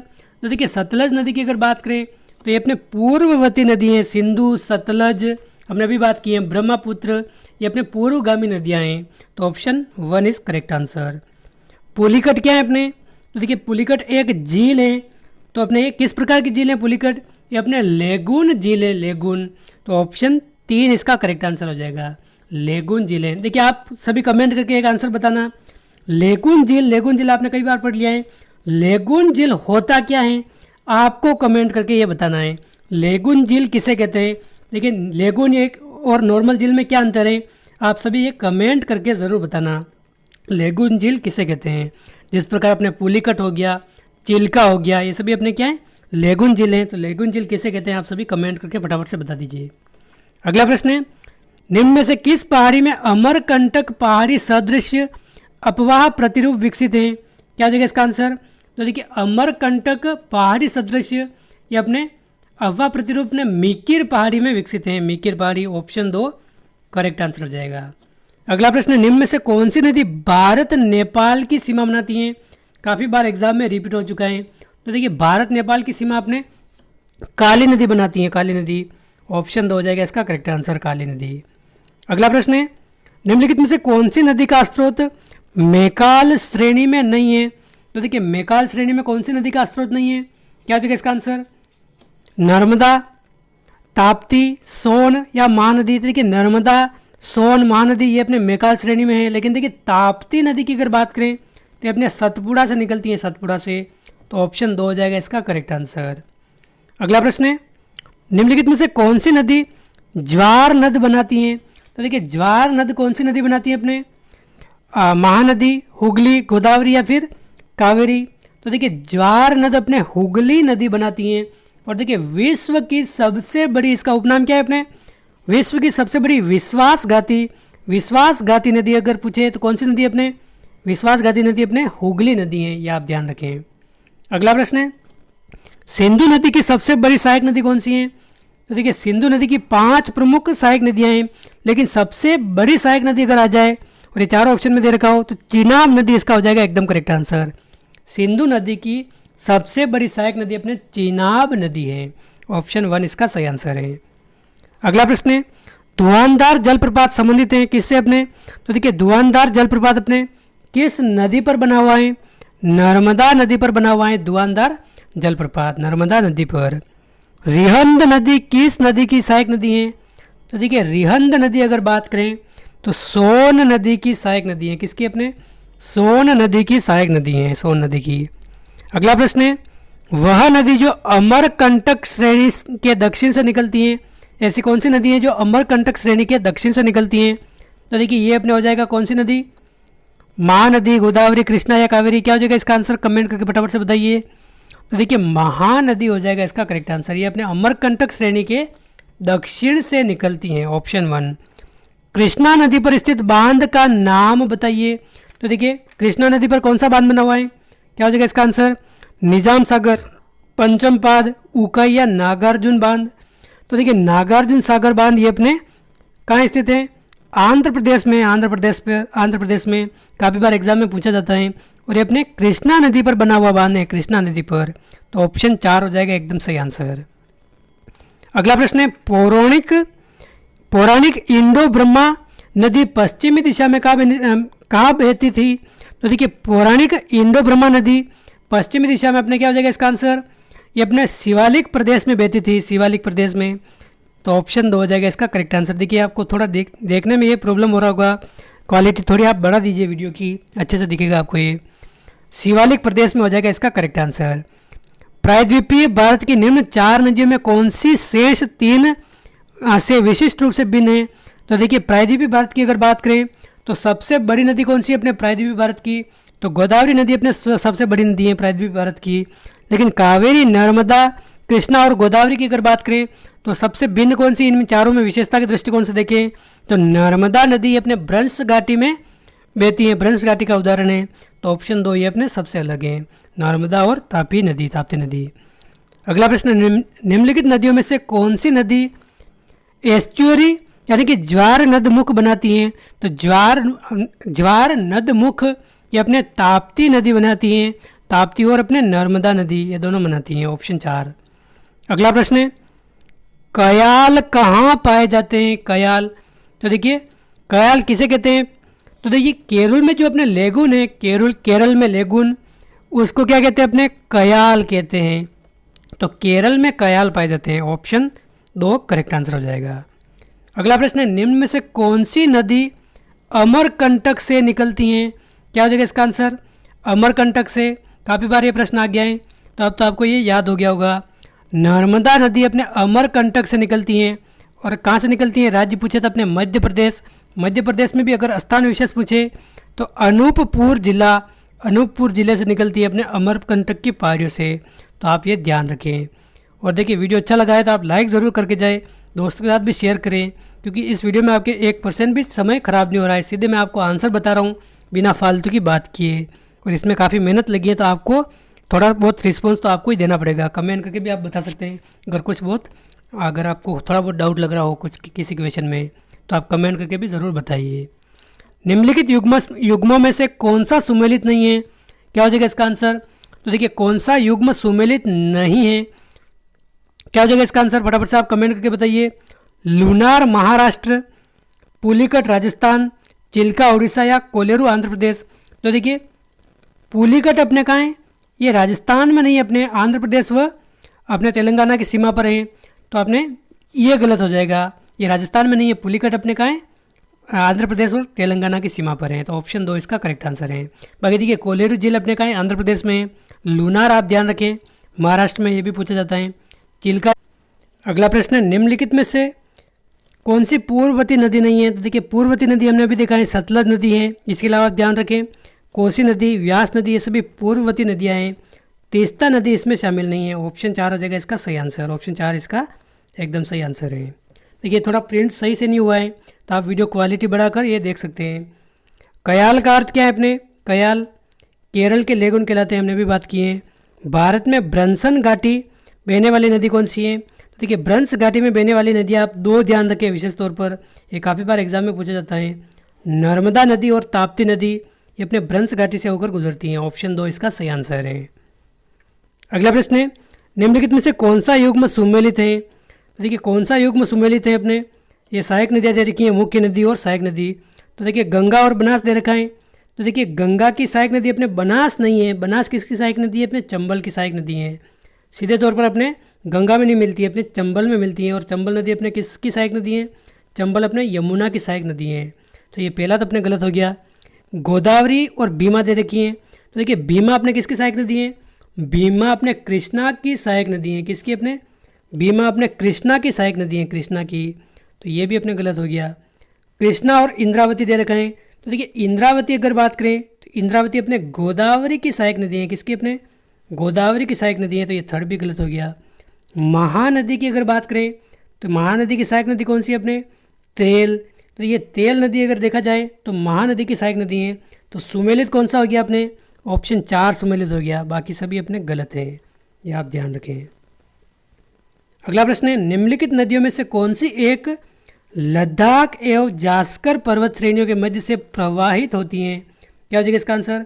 लद्दाख और जास्कर पर्वत श्रेणियों के मध्य से अगर देखें तो ये अपने सिंधु नदी प्रवाहित होती है, सिंधु नदी। तो ऑप्शन 2 हो जाएगा इसका करेक्ट आंसर। कौन सी नदी? अपने सिंधु नदी प्रवाहित होती है।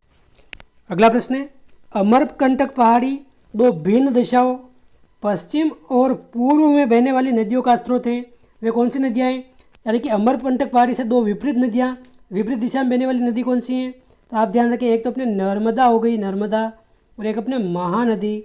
महानदी जो विपरीत दिशा में बहती हैं। तो ऑप्शन 2 हो जाएगा इसमें करेक्ट आंसर। अगला प्रश्न है, निम्नलिखित स्थानों में से कौन सा एक अलकनंदा और भागीरथी के संगम पर स्थित है? तो देखिए अलकनंदा और भागीरथी का संगम कहाँ है? अपने देवप्रयाग में। तो ऑप्शन 2 इसका करेक्ट आंसर है। दामोदर नदी का ऊपरी मार्ग है, क्या है अपने? तो देखिए दामोदर नदी के ऊपरी मार्ग को अपने ब्रंस घाटी के नाम से जानते हैं। तो ऑप्शन 1 हो जाएगा इसका सही आंसर। ऑप्शन 1 इसका करेक्ट आंसर है। अगला प्रश्न है, निम्नलिखित युग्मों में कौन सा सुमेलित नहीं है? तो देखिए कौन सा युग्म सुमेलित नहीं है अपने? अहमदाबाद अपने साबरमती नदी के किनारे बिल्कुल सुमेलित है। हैदराबाद अपने मूसी नदी के किनारे सुमेलित है। उज्जैन अपने शिप्रा नदी के किनारे ये भी सुमेलित है। लेकिन देखिए सूरत अपने नर्मदा नदी के किनारे नहीं है, ये अपने गलत हो जाएगा। तो ऑप्शन 2 अपने एकदम गलत हो जाएगा। ऑप्शन 2 गलत है। देखिए नर्मदा नदी के किनारे नहीं है तो अपने किस नदी के किनारे, अपने सूरत अपने ताप्ती नदी के किनारे है, ये आप ध्यान रखें, सूरत अपने ताप्ती नदी के किनारे है। Option 2 is correct answer. अगला प्रश्न है, भारत की निम्नलिखित नदियों में से कौन सी एक एस्चुएरी यानी कि ज्वार नद मुख बनाती हैं। ये काफ़ी बार एग्जाम में रिपीट हो गया है और इसी वीडियो में 2 से 4 बार आ गया है। तो नर्मदा नदी हो जाएगा इसका करेक्ट आंसर, नर्मदा नदी, और एक अपने है ताप्ती नदी। ये दो नदी आप ध्यान रखें, ऑप्शन 2 इसका करेक्ट आंसर है। भारत के निम्नलिखित नदी बेसिनों में किसकी वार्षिक जल लब्धि अधिकतम है। तो देखिए किसकी वार्षिक जल लब्धि अधिकतम है, गंगा, ब्रह्मपुत्र, सिंधु या गोदावरी। तो देखिए वार्षिक जल लब्धि अपने सिंधु नदी इसका अधिकतम है, ऑप्शन 3 करेक्ट आंसर है। ब्रंसन घाटी में बहने वाली नदी, देखिए कितनी बार रिपीट हो गया ये प्रश्न, तो नर्मदा नदी। अगला प्रश्न, निम्नलिखित नदियों में से कौन सी एक लद्दाख एवं जास्कर पर्वत श्रेणियों के मध्य प्रवाहित होती हैं। तो ये भी प्रश्न 2 बार रिपीट हो चुका है एग्जाम में, तो अपने सिंधु नदी हो जाएगा एकदम करेक्ट आंसर। नर्मदा व ताप्ती नदियों द्वारा गिरे हैं, क्या गिरे हैं अपने, क्या हो जाएगा इसका आंसर, तो ये अपने सतपुड़ा पहाड़ियाँ, ऑप्शन 2 करेक्ट आंसर हो जाएगा, सतपुड़ा पहाड़ियों से गिरे हैं अपने नर्मदा ताप्ती।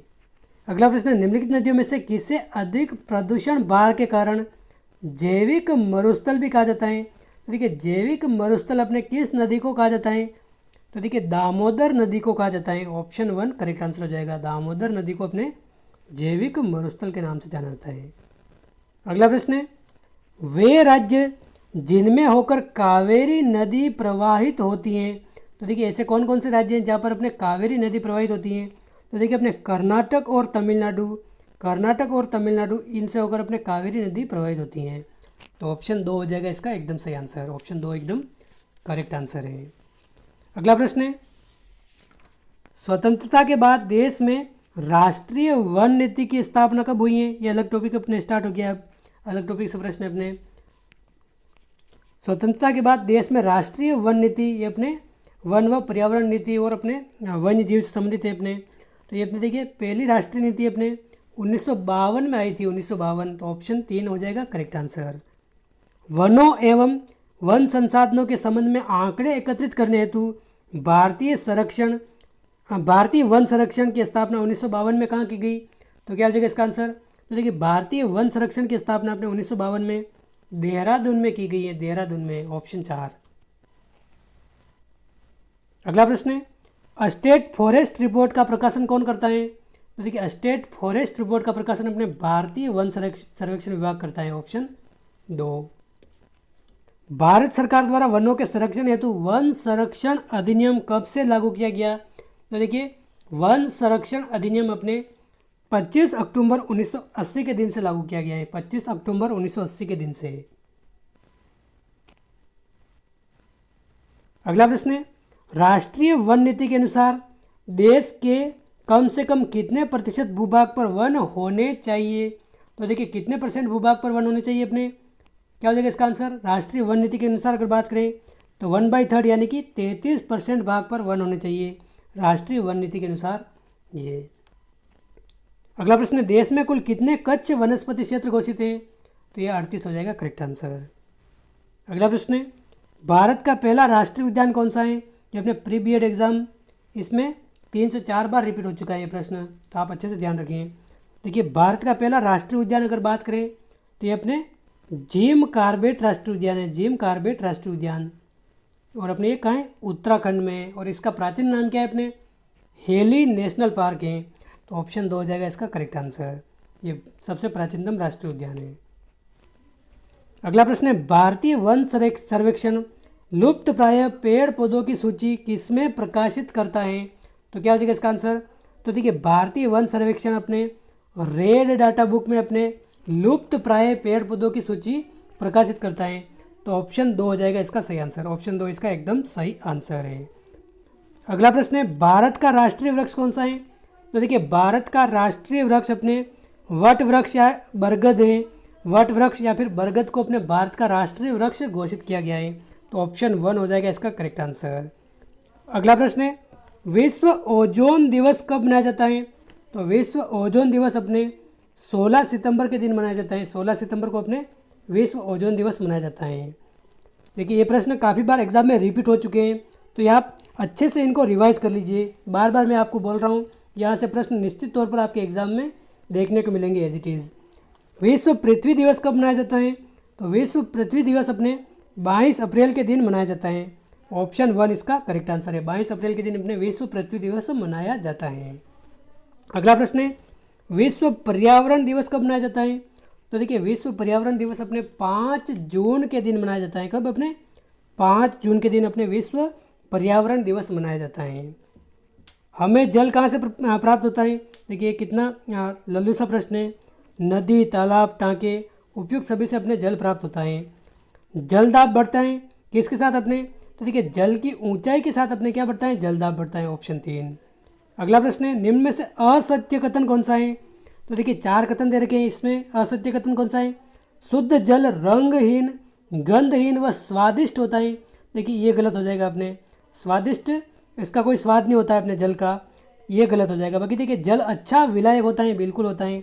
जल का निरंतर वाष्पीकरण होता है, बिल्कुल होता है। जल दबाव डालता है, बिल्कुल डालता है। लेकिन ये स्वादिष्ट नहीं होता है, क्या होता है अपने? स्वादहीन होता है, बिल्कुल अपने एक तरह से उदासीन कह सकते हैं। न तो ये अम्लीय होता है शुद्ध जल, न क्षारीय होता है, यानी कि इसका पीएच का मान क्या होता है अपने? 7 होता है पीएच का मान। अगला प्रश्न है, जल का कितना प्रतिशत भाग सागरों और महासागरों में है? क्या हो जाएगा इसका आंसर? तो देखिए जल का कितना प्रतिशत भाग सागरों और महासागरों में? 97% भाग। ऑप्शन 4 इसका करेक्ट आंसर है। अगला प्रश्न है, पृथ्वी को नीला ग्रह कहते हैं, क्यों कहते हैं नीला ग्रह पृथ्वी को? तो देखिए अंतरिक्ष से अगर पृथ्वी को देखें, अगर ऊपर से आकाश से अंतरिक्ष से अगर देखें, तो यहाँ पर जल की अधिकता के कारण, सागर महासागरों की अधिकता के कारण, जल की अधिकता के कारण ये नीला दिखाई देता है ऊपर से, इसलिए इसको नीला ग्रह कहते हैं।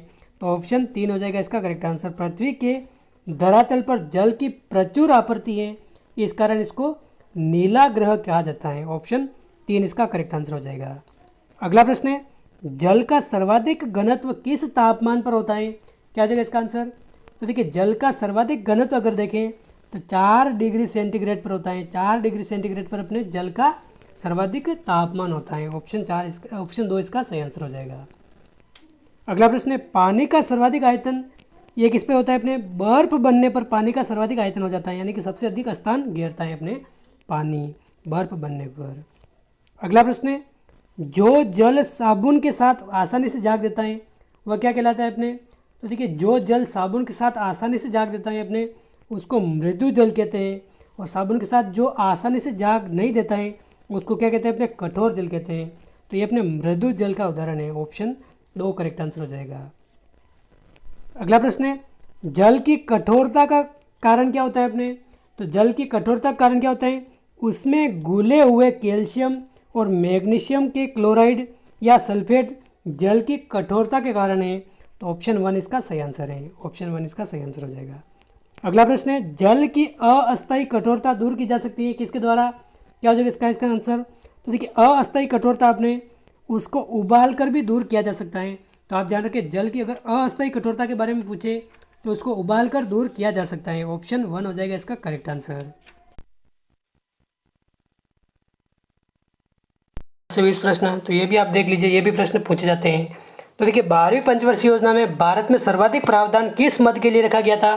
तो देखिए 12वीं पंचवर्षीय योजना की अगर बात करें तो देखिए भारत में एक बात आप समझ लीजिए, कुल 12 पंचवर्षीय योजनाएं आई हैं और सबसे अंतिम पंचवर्षीय योजना कौन सी है? 12वीं, जिसकी अवधि क्या थी अपने? 2012 से 12वीं से आप 12 ध्यान रखें, 2012 से 17 तक अपने ये चली थी। उसके बाद पंचवर्षीय योजना नहीं आई है, क्योंकि योजना आयोग का नाम बदलकर अपने नीति आयोग कर दिया गया है, नीति आयोग। और तब से अपने योजना कोई पंचवर्षीय योजना नहीं आई है कुल मिलाकर, इतनी बात आप ध्यान रखें। तो देखिए 12वीं पंचवर्षीय योजना में अगर बात करें तो अपने सामाजिक एवं सामुदायिक सेवाएं, इसके लिए सर्वाधिक प्रावधान किया गया था। ऑप्शन 1 इसका सही आंसर हो जाएगा। अगला प्रश्न है, देश की 12वीं पंचवर्षीय योजना की कालावधि क्या है? तो देखिए ये हमने भी बात की है, 2012 से 2017 तक। और वित्तीय वर्ष क्या होता है अपने? अप्रैल से मार्च तक चलता है, 1 अप्रैल से 31 मार्च तक चलता है। तो 1 अप्रैल 2012 से अपने 31 मार्च 2017 तक हो जाएगा करेक्ट आंसर। ये अपने 12वीं पंचवर्षीय योजना है। हमारे देश में योजना आयोग एक क्या है अपने? तो देखिए योजना आयोग अपने इसकी स्थापना अगर पूछी जाए तो ये भी आप ध्यान रखें, 1950 में इसकी स्थापना हुई थी, लेकिन 2015 में इसकी बात करें तो 1 जनवरी 2015 को ये बदलकर इसका नाम बदला है केवल, और कुछ नहीं किया है। इसका नाम बदलकर नीति आयोग कर दिया है, इसका नाम बदलकर। तो वर्तमान में योजना आयोग की जगह अपने क्या है, नीति आयोग है। लेकिन ये प्रश्न अपने 2015 से पहले पूछा गया था, एग्जाम में आया हुआ प्रश्न है। तो देखिए योजना आयोग अपने क्या है, सलाहकारी निकाय भी है अपने, और एक संवैधानेतर यानी कि गैर संवैधानिक, यानी कि संविधान में इसका कोई उल्लेख नहीं है, ये निकाय भी हैं। तो सलाहकारी भी है और गैर संवैधानिक भी है। तो एक ऑप्शन 1 और 2 दोनों हो जाएगा करेक्ट आंसर। अगला प्रश्न है, हमारे देश में योजनाओं का निर्माण एवं उसकी प्रगति का मूल्यांकन करने वाला सर्वोच्च निकाय कौन सा है? तो क्या हो जाएगा इसका आंसर? तो देखिए ये क्या हो जाएगा अपने, हमारे देश में योजनाओं का निर्माण और उसकी प्रगति का मूल्यांकन कौन करता है अपने? योजना आयोग। और वर्तमान में कौन करता है अपने? नीति आयोग करता है। योजना आयोग की स्थापना 1950 में हुई थी। नीति आयोग की स्थापना अपने 1 जनवरी 2015 को हुई थी। 1 जनवरी 2015 नीति आयोग की स्थापना हुई है, और योजना आयोग का नाम बदलकर ही नीति आयोग किया गया है नाम। ये सभी पिछले एग्जामों के प्रश्न हैं। किस पंचवर्षीय योजना में देश में तीव्र औद्योगिक विकास को प्राथमिकता दी गई थी? प्रथम, द्वितीय, तृतीय या पंचम? तो देखिए सबसे पहले तीव्र औद्योगिक विकास के लिए अपने किस पंचवर्षीय योजना में प्राथमिकता दी है अपने? द्वितीय पंचवर्षीय योजना, ऑप्शन 2 करेक्ट आंसर हो जाएगा, दूसरी पंचवर्षीय योजना में। अगला प्रश्न है, गुणवत्ता युक्त जीवन, रोजगार संवर्धन, क्षेत्रीय संतुलन एवं आत्मनिर्भरता आदि 4 आयामों को किस पंचवर्षीय योजना में प्राथमिकता दी गई है अपने? तो क्या हो जाएगा इसका आंसर? तो देखिए अपने नवीं पंचवर्षीय योजना में अपने गुणवत्ता युक्त जीवन, रोजगार संवर्धन, क्षेत्रीय संतुलन एवं आत्मनिर्भरता, ये 4 आयाम पर जोर दिया गया था। तो ऑप्शन 2 हो जाएगा इसका करेक्ट आंसर, ऑप्शन 2 इसका सही आंसर है। अगला प्रश्न है, योजना अवकाश यानी कि प्लान हॉलिडे किन 2 पंचवर्षीय परियोजनाओं के मध्य की अवधि को कहते हैं जब पंचवर्षीय योजना नहीं बनाकर 3 वार्षिक योजनाएं बनाई गई थी? तो देखिए पंचवर्षीय योजना अपने 5 साल की होती है, 5 साल की। लेकिन देखिए तीसरी और चौथी पंचवर्षीय योजना, इसके मध्य 3 साल ऐसे बीते थे जहाँ पर कोई पंचवर्षीय योजना नहीं थी, केवल एक वर्ष की योजना बनाई थी। तो क्या हो जाएगा इसका आंसर? एक इसके मध्य का काल है अपने तीसरी और चौथी पंचवर्षीय योजना, ऑप्शन 2 इसका करेक्ट आंसर है। और देखिए इसकी अवधि क्या थी अपने तीसरी और चौथी पंचवर्षीय योजना के बीच की, जहाँ पर अपने प्लान हॉलीडे था। तो ये हो जाएगा अपने 1966 से 1969, 1966 से 1969, यहाँ तक अपने प्लान हॉलीडे यानी कि 3 वर्षीय योजना बनाई थी, एक साल की। और अपनी तीसरी पंचवर्षीय योजना की अवधि अगर पूछे तो 1961 से 1966 है, और चौथी पंचवर्षीय योजना अपने 1969 से अपने 1974 है, और इसके बीच का जो 3 वर्ष है अपने ये प्लान हॉलीडे कहलाता है। अगला प्रश्न अपने क्या कह रहा है? अगला प्रश्न, किस पंचवर्षीय योजना में पहली बार राज्यवार विकास दर निर्धारित की गई थी? तो देखिए राज्यवार विकास दर अपने क्या जगह इसका आंसर? 10वीं पंचवर्षीय योजना में निर्धारित की गई थी, ऑप्शन 3 10वीं पंचवर्षीय योजना में। अगला है अपने उस समय के करंट जीके प्रश्न, इसको आप छोड़ सकते हैं। आर्थिक नियोजन किसका विषय है अपने? क्या हो जाएगा इसका आंसर? तो देखिए आर्थिक नियोजन अपने समवर्ती सूची का विषय है, तो ऑप्शन 3 हो जाएगा करेक्ट आंसर। आर्थिक नियोजन अपने समवर्ती सूची का विषय है। अगला प्रश्न है, 7वीं पंचवर्षीय योजना का मुख्य नारा क्या था अपने? 7वीं पंचवर्षीय योजना का गरीबी हटाओ, पढ़ो और पढ़ाओ, छोटा परिवार सुखी परिवार, या फिर भोजन, काम और उत्पादन? तो देखिए 7वीं पंचवर्षीय योजना, इसका अपने मुख्य नारा था अपने भोजन, काम और उत्पादन, ऑप्शन 4। अगला प्रश्न है, भारत में चतुर्थ पंचवर्षीय योजनाओं की रूपरेखा किसके द्वारा तैयार की जाती है?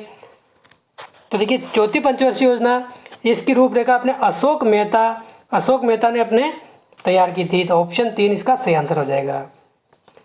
निम्न में से किस पंचवर्षीय योजना का मुख्य फोकस बिंदु या उद्देश्य न्यायपूर्ण वितरण एवं समानता के साथ विकास रखा गया था? तो देखिए फोकस बिंदु अपने न्यायपूर्ण वितरण और समानता के साथ विकास, ये लक्ष्य अपने क्या हो जाएगा? 9वीं पंचवर्षीय योजना, इसका हो जाएगा ऑप्शन 1 इसका सही आंसर हो जाएगा। अगला प्रश्न है, निम्न में से किस अवधि को योजना अवकाश कहते हैं? हमने अभी देखा था 1966 टू 1969, ऑप्शन 3। कौन सा युग्म असंगत है? क्या हो जाएगा इसका आंसर? तो देखिए कौन सा युग्म असंगत है इन चारों में अगर बात करें तो प्रथम पंचवर्षीय योजना हेराल्ड डोमर मॉडल पर आधारित थी। हेराल्ड डामर, एकदम सही है। द्वितीय पंचवर्षीय योजना अपने महाल नोबिस मॉडल पर आधारित थी। चतुर्थ पंचवर्षीय योजना अपने सामंजस्यपूर्ण मॉडल पर आधारित थी, एकदम सही है। लेकिन देखिए छठी पंचवर्षीय योजना अपने जॉन डब्ल्यू मिलर के मॉडल पर आधारित नहीं थी, ये गलत हो जाएगा। ऑप्शन 4 इसका सही आंसर है। अगला प्रश्न है 10वीं पंचवर्षीय योजना का ध्येय वाक्य क्या था अपने? तो देखिए समानता पर आधारित सतत विकास अपने 10वीं पंचवर्षीय योजना का ध्येय वाक्य था। ऑप्शन 3 करेक्ट आंसर हो जाएगा। समानता पर आधारित ध्येय वाक्य था अपने सतत विकास। देश में वर्तमान में कौन सी पंचवर्षीय, देखिए पहले प्रश्न पूछा गया था एग्जाम में, वर्तमान में कोई पंचवर्षीय योजना नहीं चल रही है अपने। 12वीं पंचवर्षीय योजना चली थी अपने 2012 से 2017 तक, तो अभी वर्तमान में कोई भी पंचवर्षीय योजना नहीं चल रही है। पंचवर्षीय योजना अपने समाप्त हो चुकी है। कुल अपने 12 पंचवर्षीय योजनाएं थी। अगला प्रश्न है निम्न में से किस पंचवर्षीय योजना में मानव विकास को पहली बार सर्वोच्च प्राथमिकता दी गई थी? तो देखिए मानव विकास को सबसे पहले प्राथमिकता अपने 8वीं पंचवर्षीय योजना में दी गई थी, तो ऑप्शन 4 करेक्ट आंसर हो जाएगा। 8वीं पंचवर्षीय योजना में मानव विकास को पहली बार सर्वोच्च प्राथमिकता दी गई थी। अगला प्रश्न है निर्धारित अवधि से 1 वर्ष पूर्व समाप्त होने वाली पंचवर्षीय योजना कौन सी है अपने? तो देखिए पंचवर्षीय योजना आमतौर पर अपने 5 वर्ष की होती है, लेकिन निर्धारित समय यानी कि 5 वर्ष पूर्ण हो गई अपने 4 वर्ष में समाप्त कौन सी हो गई थी? 1 वर्ष पहले ही अपने कौन सी हो गई थी? 1974 से 1978 तक अपने एक पंचवर्षीय योजना चली थी, और ये अपने 5वीं पंचवर्षीय योजना थी। तो ये 5 वर्ष इसने नहीं किए थे, अपने केवल 4 वर्ष किए थे, तो ऑप्शन 2 हो जाएगा इसका करेक्ट आंसर, 5वीं पंचवर्षीय योजना। अगला प्रश्न है किस पंचवर्षीय योजना का लक्ष्य आत्मनिर्भर एवं सत्य स्फूर्ति अर्थव्यवस्था रहा है? तो देखिए आत्मनिर्भर एवं स्वयं स्फूर्ति अर्थव्यवस्था रहा है। क्या हो जाएगा इसका आंसर? तृतीय पंचवर्षीय योजना आत्मनिर्भर एवं स्वयं स्फूर्ति अर्थव्यवस्था, तीसरी पंचवर्षीय योजना। भारत में योजना की अवधारणा किस वर्ष स्वीकार की गई थी? तो देखिए योजना की अवधारणा आपने 1950 में योजना आयोग के गठन के साथ स्वीकार की गई थी, ऑप्शन 4। अगला प्रश्न है देश में 20 सूत्रीय कार्यक्रम की शुरुआत किसके द्वारा की गई है अपने? तो देखिए इंदिरा गांधी के द्वारा अपने 20 सूत्रीय कार्यक्रम की शुरुआत की गई है। अगला प्रश्न देश के तीव्र व समग्र आर्थिक विकास के लिए किस तिथि को केंद्र सरकार द्वारा राष्ट्रीय योजना आयोग की स्थापना की गई है? तो देखिए राष्ट्रीय योजना आयोग की स्थापना अपने 1950 में की गई है, 1950 में। और डेट भी आप ध्यान रखें, ये भी कभी कभी पूछ लिया जाता है। 15 मार्च 1950 के दिन अपने इसकी स्थापना की गई थी, तो ऑप्शन 2 इसका करेक्ट आंसर हो जाएगा। अगला प्रश्न है गरीबी हटाओ का नारा निम्न में से किसके द्वारा दिया गया था? तो देखिए गरीबी हटाओ का नारा भी अपने ये इंदिरा गांधी के द्वारा, 20 सूत्री कार्यक्रम भी अपने इसकी शुरुआत इंदिरा गांधी के द्वारा, ऑप्शन 2 इसका करेक्ट आंसर हो जाएगा।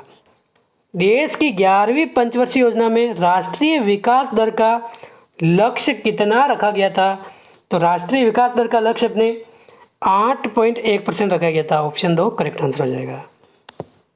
11वीं पंचवर्षीय योजना की कालावधि क्या है अपने? देखिए पंचवर्षीय योजना के बारे में पीटीटी एग्जाम में तो एक प्रश्न निश्चित तौर पर आप मान के चलिए, एक प्रश्न तो निश्चित तौर पर पूछा ही जाएगा हर एग्जाम में। अगर बात करें पिछले एग्जाम का पैटर्न देखें तो एक प्रश्न तो अपने ये यहाँ से आपके आ जाएगा, तो इन प्रश्नों में से आपके एक प्रश्न मिल जाएगा अगर पिछले पैटर्न की अगर बात करें तो।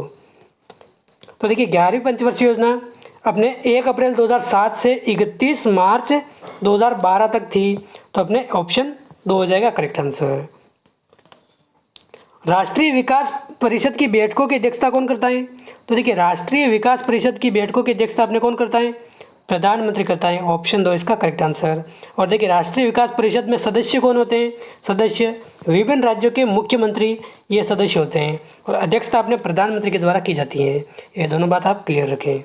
देखिए अब अपने आ रहा है जनगणना वाला टॉपिक, जनगणना।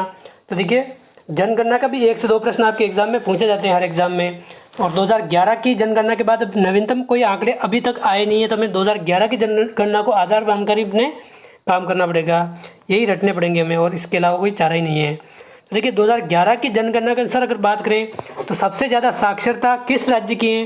तो देखिए सबसे अधिक साक्षर अपने राज्य कौन सा है? केरल राज्य सबसे अधिक साक्षर राज्य है। और देखिए जहाँ पर साक्षरता सबसे अधिक होगी वहाँ पर लिंगानुपात सबसे अधिक होगा, ऐसा मानकर आप याद रख सकते हैं। तो लिंगानुपात भी अगर भारत में देखें तो सबसे अधिक किस राज्य का है लिंगानुपात, ये भी अपने केरल का है लिंगानुपात। 1000 पुरुषों पर अपने 1084 महिलाएं हैं, ये लिंगानुपात है। और केरल की साक्षरता, महिला की साक्षरता, ये सभी अपने यहाँ की है। अगला प्रश्न है, किस राज्य में साक्षरता सबसे कम है। तो देखिए सबसे कम साक्षरता अपने किस राज्य की है, तो देखिए अपने बिहार की साक्षरता सबसे कम है, ऑप्शन 3 हो जाएगा इसका करेक्ट आंसर। बिहार की साक्षरता अपने सबसे कम है, ऑप्शन 3। भारत में 2001 से 2011 में साक्षरता दर में कितने प्रतिशत की वृद्धि हुई है। तो देखिए भारत में 2001 से 11 के मध्य अगर देखें तो अपने 8.2% की वृद्धि हुई है, क्योंकि देखिए यहाँ पर ये डिटेल दे रखी है। 2001 में अपने साक्षरता दर कितनी थी, 64.8% थी, और 2011 में अपने 73% हो गई है। तो अतः साक्षरता दर अपने 8.2% ये हुई है। तो आप ध्यान रखिए ऑप्शन 1 हो जाएगा इसका करेक्ट आंसर। अगला प्रश्न है, वर्तमान में भारत में प्रति 1000 पुरुषों के मुकाबले महिलाओं की संख्या कितनी हो गई है। देखिए ये सभी 2011 की जनगणना के डाटा हैं, 2011 की जनसंख्या। तो देखिए 1000 पुरुषों के मुकाबले अगर बात करें तो लिंगानुपात कितना है अपने 943 है। 2011 की जनगणना के अनुसार अगर बात करें तो 943 है, तो आप ये ध्यान रखें। अगला प्रश्न है, केरल में प्रति 1000 पुरुषों के मुकाबले महिलाओं की संख्या कितनी है। तो देखिए केरल का लिंगानुपात कितना है अपने 1084 हो जाएगा इसका करेक्ट आंसर। कितना है अपने 1084 2011 के अनुसार। सबसे कम लिंगानुपात कहाँ पर है, दमन व द्वीप, हरियाणा, दादर व नगर हवेली और पंजाब। तो देखिए ओवरऑल अगर देखें तो केंद्र शासित प्रदेश अपने दमन व दीव का लिंगानुपात सबसे कम है, दमन व द्वीप। इसको हाल ही में अपने दमन व द्वीप और दादर व नागर हवेली इन दोनों को मिलाकर एक केंद्र शासित प्रदेश कर दिया गया है। लेकिन 2011 के अनुसार अगर बात करें तो दमन व द्वीप का लिंगानुपात सबसे कम है। और राज्य में अगर बात करें तो हरियाणा का लिंगानुपात सबसे कम है। हरियाणा का लिंगानुपात मात्र 879 यानी कि 879 इसका लिंगानुपात है। तो इसमें आंसर क्या हो जाएगा अपने दमन व दीव हो जाएगा। और देखिए ये आगे अपने प्रश्न, सबसे कम बाल लिंगानुपात वाला राज्य कौन सा है, क्या हो जाएगा इसका आंसर, ये अपने हरियाणा हो जाएगा। ऑप्शन 2 इसका सही आंसर हो जाएगा। किस राज्य की जनसंख्या वृद्धि दर 2001 से 11 में ऋणात्मक थी। तो देखिए ऐसा कौन सा राज्य है जिसकी जनसंख्या वृद्धि दर ऋणात्मक थी, गोवा, राजस्थान, नागालैंड या मिजोरम। तो नागालैंड हो जाएगा इसका करेक्ट आंसर। नागालैंड का जनसंख्या वृद्धि दर क्या थी अपने ऋणात्मक थी, ऋणात्मक यानी कि जनसंख्या इन 10 सालों में और कम हो गई थी वहाँ की।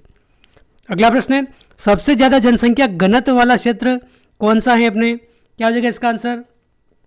तो देखिए राष्ट्रीय राजधानी क्षेत्र दिल्ली, ये सबसे ज़्यादा जनसंख्या घनत्व वाला क्षेत्र है। देखिए ये अपने केंद्र शासित प्रदेश है दिल्ली।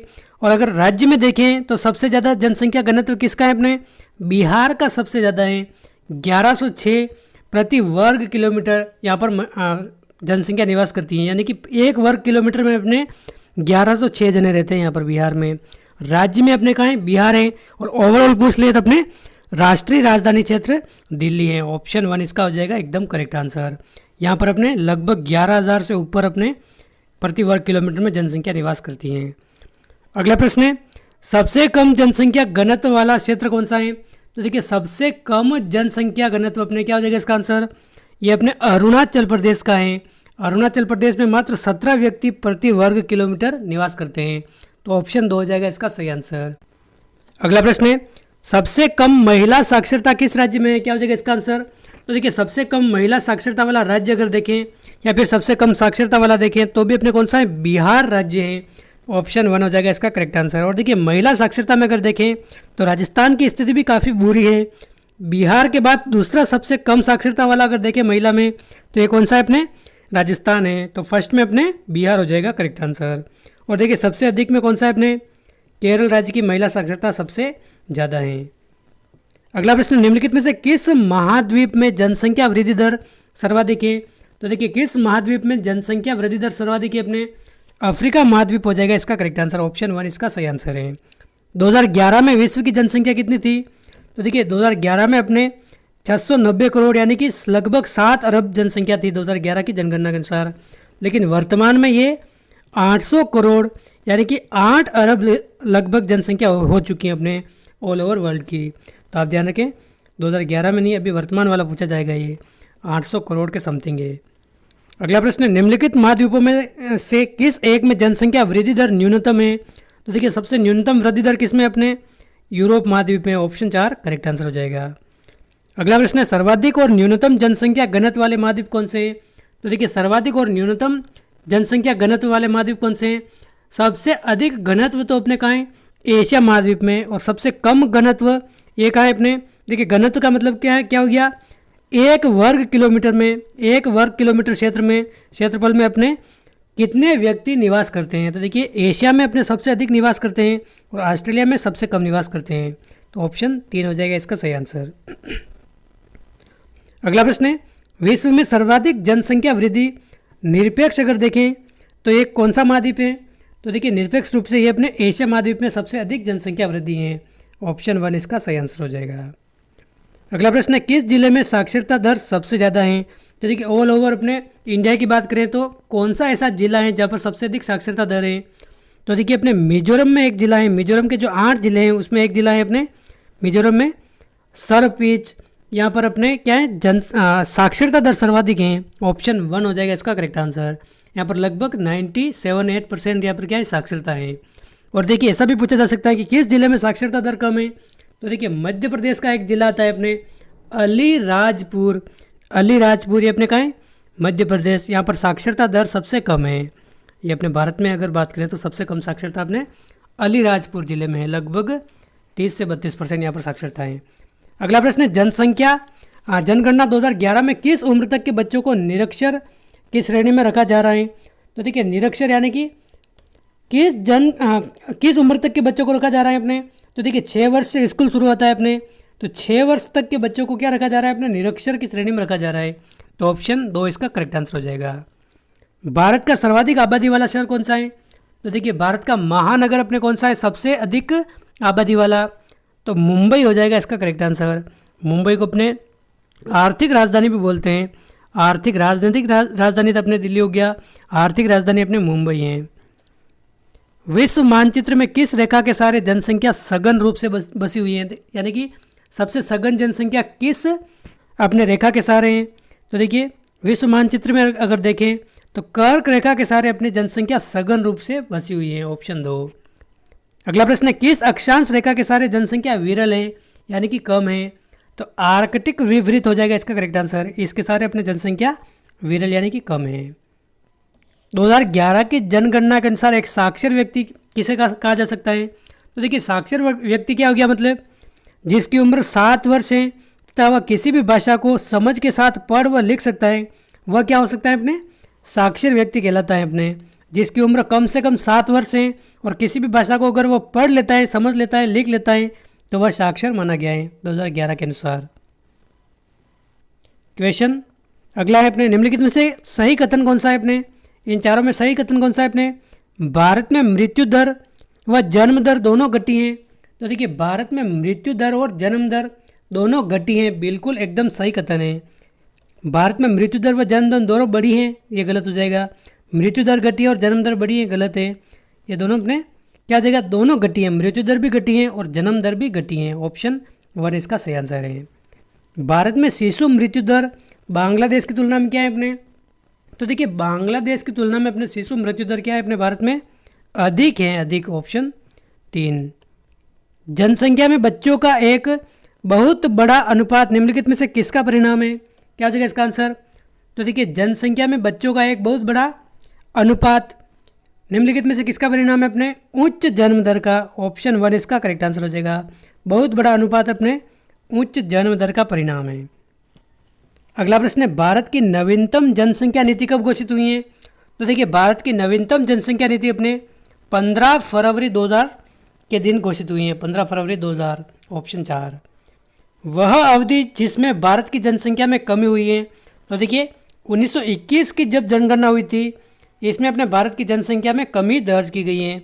यानी कि 1911 से 21 के बीच अपने जनसंख्या में क्या हुई है? कमी हुई है। ऑप्शन 1 करेक्ट आंसर है। सन 2011 की जनगणना के अनुसार भारत में सर्वाधिक लिंगानुपात वाला राज्य कौन सा है अपने? तो देखिए सर्वाधिक लिंगानुपात, सर्वाधिक साक्षरता, सर्वाधिक महिला साक्षरता आदि अगर पूछ ले तो अपने कहाँ है? ये अपने केरल में है।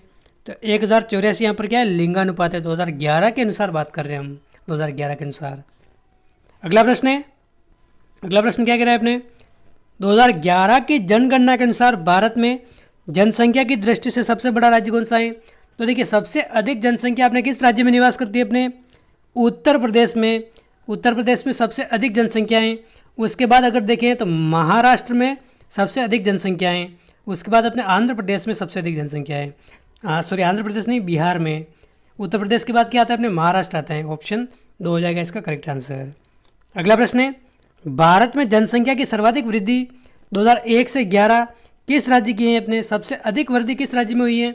तो क्या हो जाएगा इसका आंसर। तो देखिए सबसे अधिक वृद्धि दर अगर देखें, वृद्धि दर देख रहे हैं परसेंट में, उस जनसंख्या के हिसाब से अगर परसेंट देखें तो किस राज्य में सबसे अधिक बढ़ी है। तो देखिए मेघालय की वृद्धि दर सबसे अधिक है, मेघालय की। ऑप्शन 1 इसका करेक्ट आंसर हो जाएगा।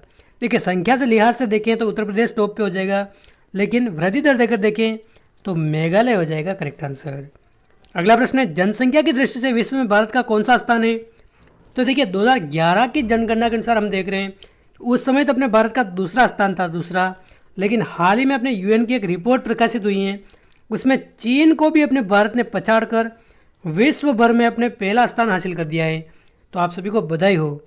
क्या हो जाएगा, अपने पहला स्थान है जनसंख्या के मामले में, अपने भारत का फर्स्ट स्थान है। सबसे अधिक जनसंख्या, सबसे अधिक बेरोजगार अपने भारत में है।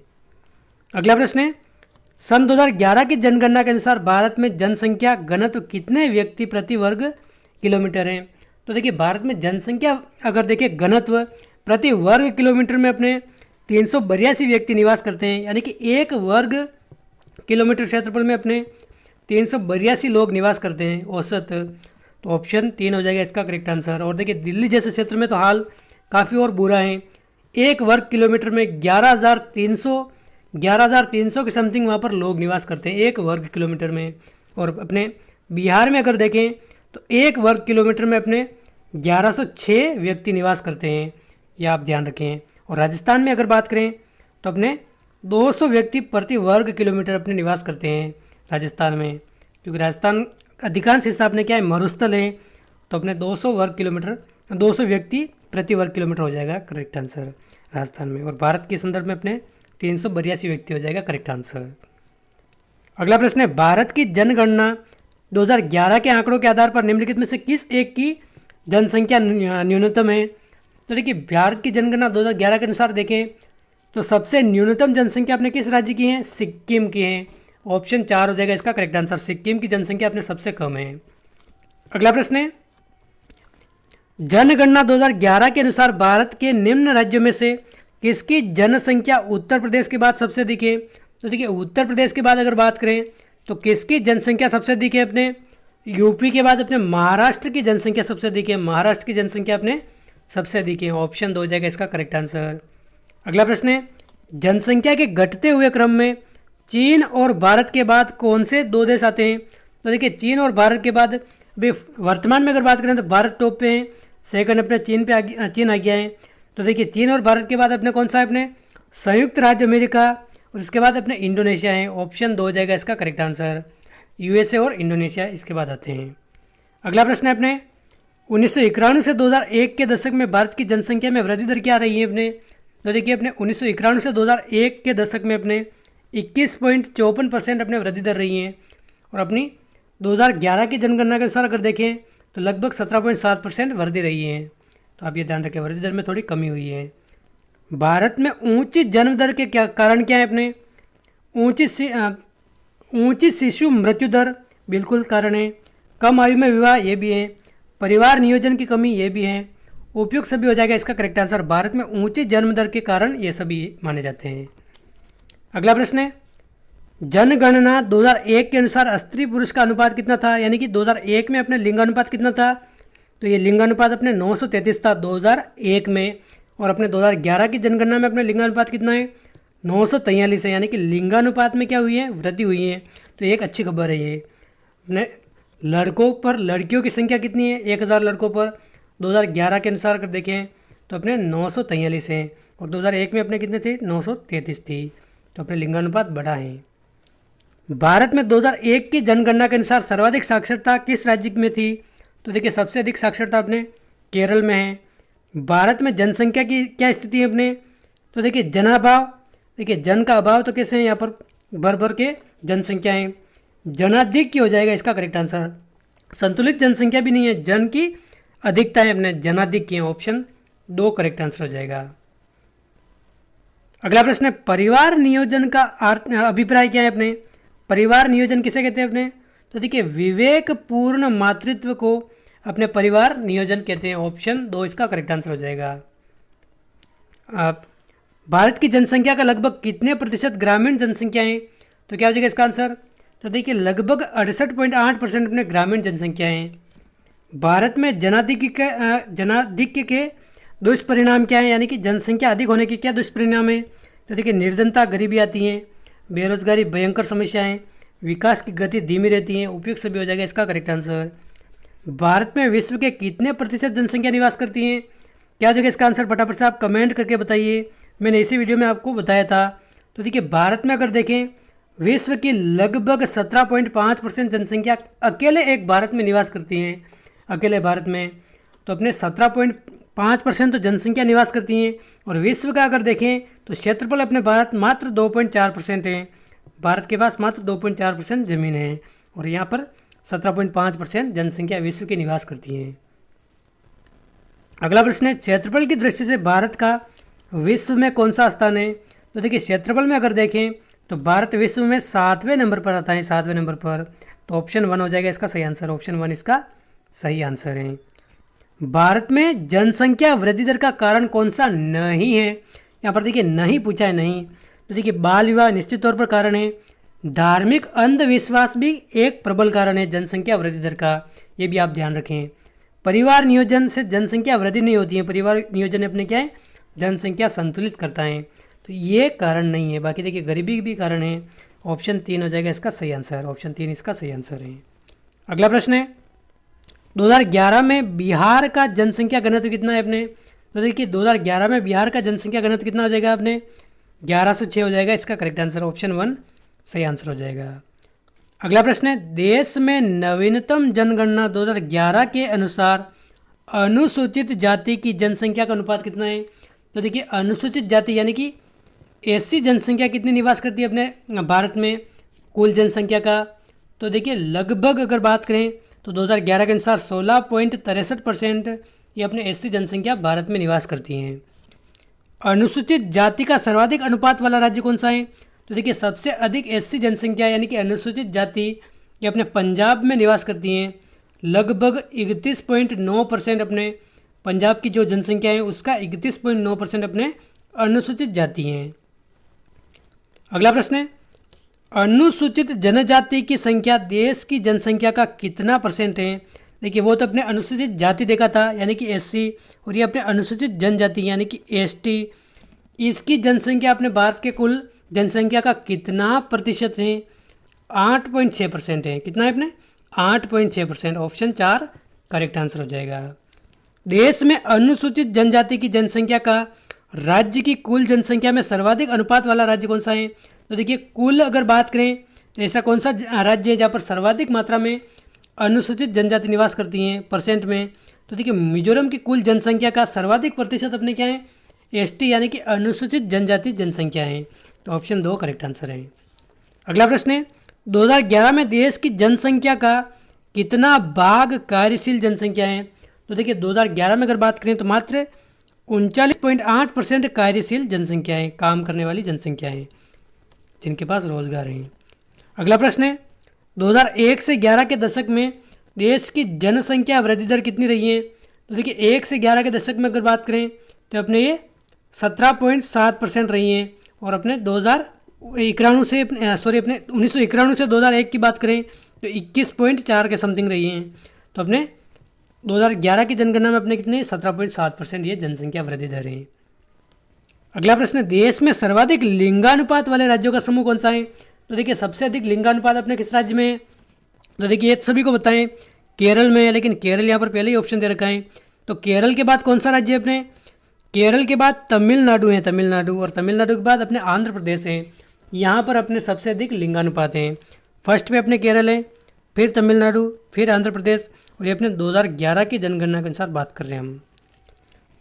वर्ष 2011 की जनगणना के अंतिम आंकड़ों के अनुसार देश की जनसंख्या कितनी थी? तो देखिए 2011 में तो अपने कितनी थी 121.09%, लेकिन वर्तमान में 140 करोड़ के पार चली गई है जनसंख्या। आप ध्यान रखिए 142 करोड़ समथिंग हो गई है, 142 करोड़ के समथिंग। लेकिन अभी आपको डाटा यही याद रखना है। अगला प्रश्न है, वर्ष 2001 की तुलना में 2011 में हमारे देश में लिंगानुपात क्या हुआ है अपने? तो देखिए 1 में लिंगानुपात कितना था? 933 था। 2011 में कितना हो गया अपने? 943 हो गया। तो ये क्या हुआ, बढ़ा है घटा है? तो निश्चित तौर पर अपने बढ़ा है लिंगानुपात। तो ऑप्शन 1 इसका करेक्ट आंसर है। ऑप्शन इसका 1 सही आंसर हो जाएगा। 2011 में देश में न्यूनतम लिंगानुपात किस राज्य का रहा है? तो देखिए न्यूनतम लिंगानुपात किस राज्य का रहा है अपने? हरियाणा का सबसे कम न्यूनतम लिंगानुपात है 879, 879। अगला प्रश्न है, 2011 में देश की साक्षरता दर कितनी रही है अपने? तो देखिए अपने 74.04%, ऑप्शन 4। अगला प्रश्न है, 2001 की जनगणना के अनुसार देश में सर्वाधिक घनत्व वाला राज्य पश्चिम बंगाल था 2001 में, लेकिन 2011 में क्या हो गया अपने? तो देखिए बिहार हो गया। बिहार अपने 1106 व्यक्तियों के साथ अपने टॉप पे आ चुका है घनत्व में, ऑप्शन 2। अगला प्रश्न है, कौन सा असुमेलित है अपने, ये बताना है इसमें। तो देखिए भारत में लिंगानुपात कितना है 2011 में? 943 है, बिल्कुल सही बात है। भारत का घनत्व अपने 382 है। भारत में पुरुष साक्षरता कितनी है? 80.9% है। महिला साक्षरता कितनी है? तो लगभग 64% है, या 66 नहीं है। तो ये गलत हो जाएगा, आप ये ध्यान रखें। महिला साक्षरता अपने 64.6% है, 64.6%। अगला प्रश्न है, जनसंख्या नीति घोषित करने वाला आंध्र प्रदेश के बाद दूसरा भारतीय राज्य कौन सा है? तो देखिए जनसंख्या नीति अपने दूसरा राज्य कौन सा है? राजस्थान है, ऑप्शन 2। पहला कौन सा है? आंध्र प्रदेश है। भारत और राजस्थान की जनसंख्या क्रमशः लगभग कितना प्रतिशत शहरी आबादी है? तो देखिए भारत की तो शहरी आबादी कितनी है अपने? 24.9%, और राजस्थान की कितनी अपने? ये अपने 31.2% है। तो ऑप्शन 4 करेक्ट आंसर हो जाएगा। ऑप्शन 4 इसका सही आंसर है। और देखिए इस वीडियो का अंतिम प्रश्न है, एकीकृत जनसंख्या एवं विकास परियोजना किसकी सहायता से क्रियान्वित की जा रही है? क्या हो जाएगा इसका आंसर? फटाफट से आप भी कमेंट करके इसका आंसर बताइए। तो देखिए एकीकृत जनसंख्या एवं विकास परियोजना यह अपने UNFPA इसके सहयोग से संचालित की जा रही है। और इसका पूरा नाम भी अगर आप देखना चाहते क्या है अपने? United national population fund, United national population fund, ये इसका पूरा नाम है। इसके सहयोग से अपने एकीकृत जनसंख्या एवं विकास परियोजना ये संचालित की जा रही है। तो दोस्तों ये थी अपने इंडियन ज्योग्राफी की मैराथन क्लास। मुझे उम्मीद है आपको वीडियो बहुत ही अच्छा लगा होगा। तो देखिए वीडियो अच्छा लगा है तो आप लाइक ज़रूर करके जाना, अपना रिस्पॉन्स ज़रूर देना, कमेंट भी करके बताना कि कौन से क्वेश्चन में आपको डाउट था, या फिर आपका कोई सवाल है तो आप वो पूछ सकते हैं। और देखिए आप PTT और BSTC एग्ज़ाम की तैयारी कर रहे हैं, PTT और BSTC एग्ज़ाम की, तो ये चैनल विशेष तौर पर इन दोनों एग्ज़ाम के लिए ही जाना जाता है। ये 4 सालों से मैं आपको ये इस चैनल पर इनके लिए वीडियोस उपलब्ध करा रहा हूँ। तो देखिए आप चैनल को अगर पहली बार आए हैं चैनल पर तो सब्सक्राइब ज़रूर करके जाना, और अपने दोस्तों के साथ ये वीडियो ज़रूर से ज़रूर शेयर करना है। तो दोस्त इस वीडियो में बस इतना ही। मिलते हैं अगले वीडियो में किसी नए टॉपिक के साथ, नई मैराथन क्लास के साथ। तब तक के लिए जय हिंद, जय भारत।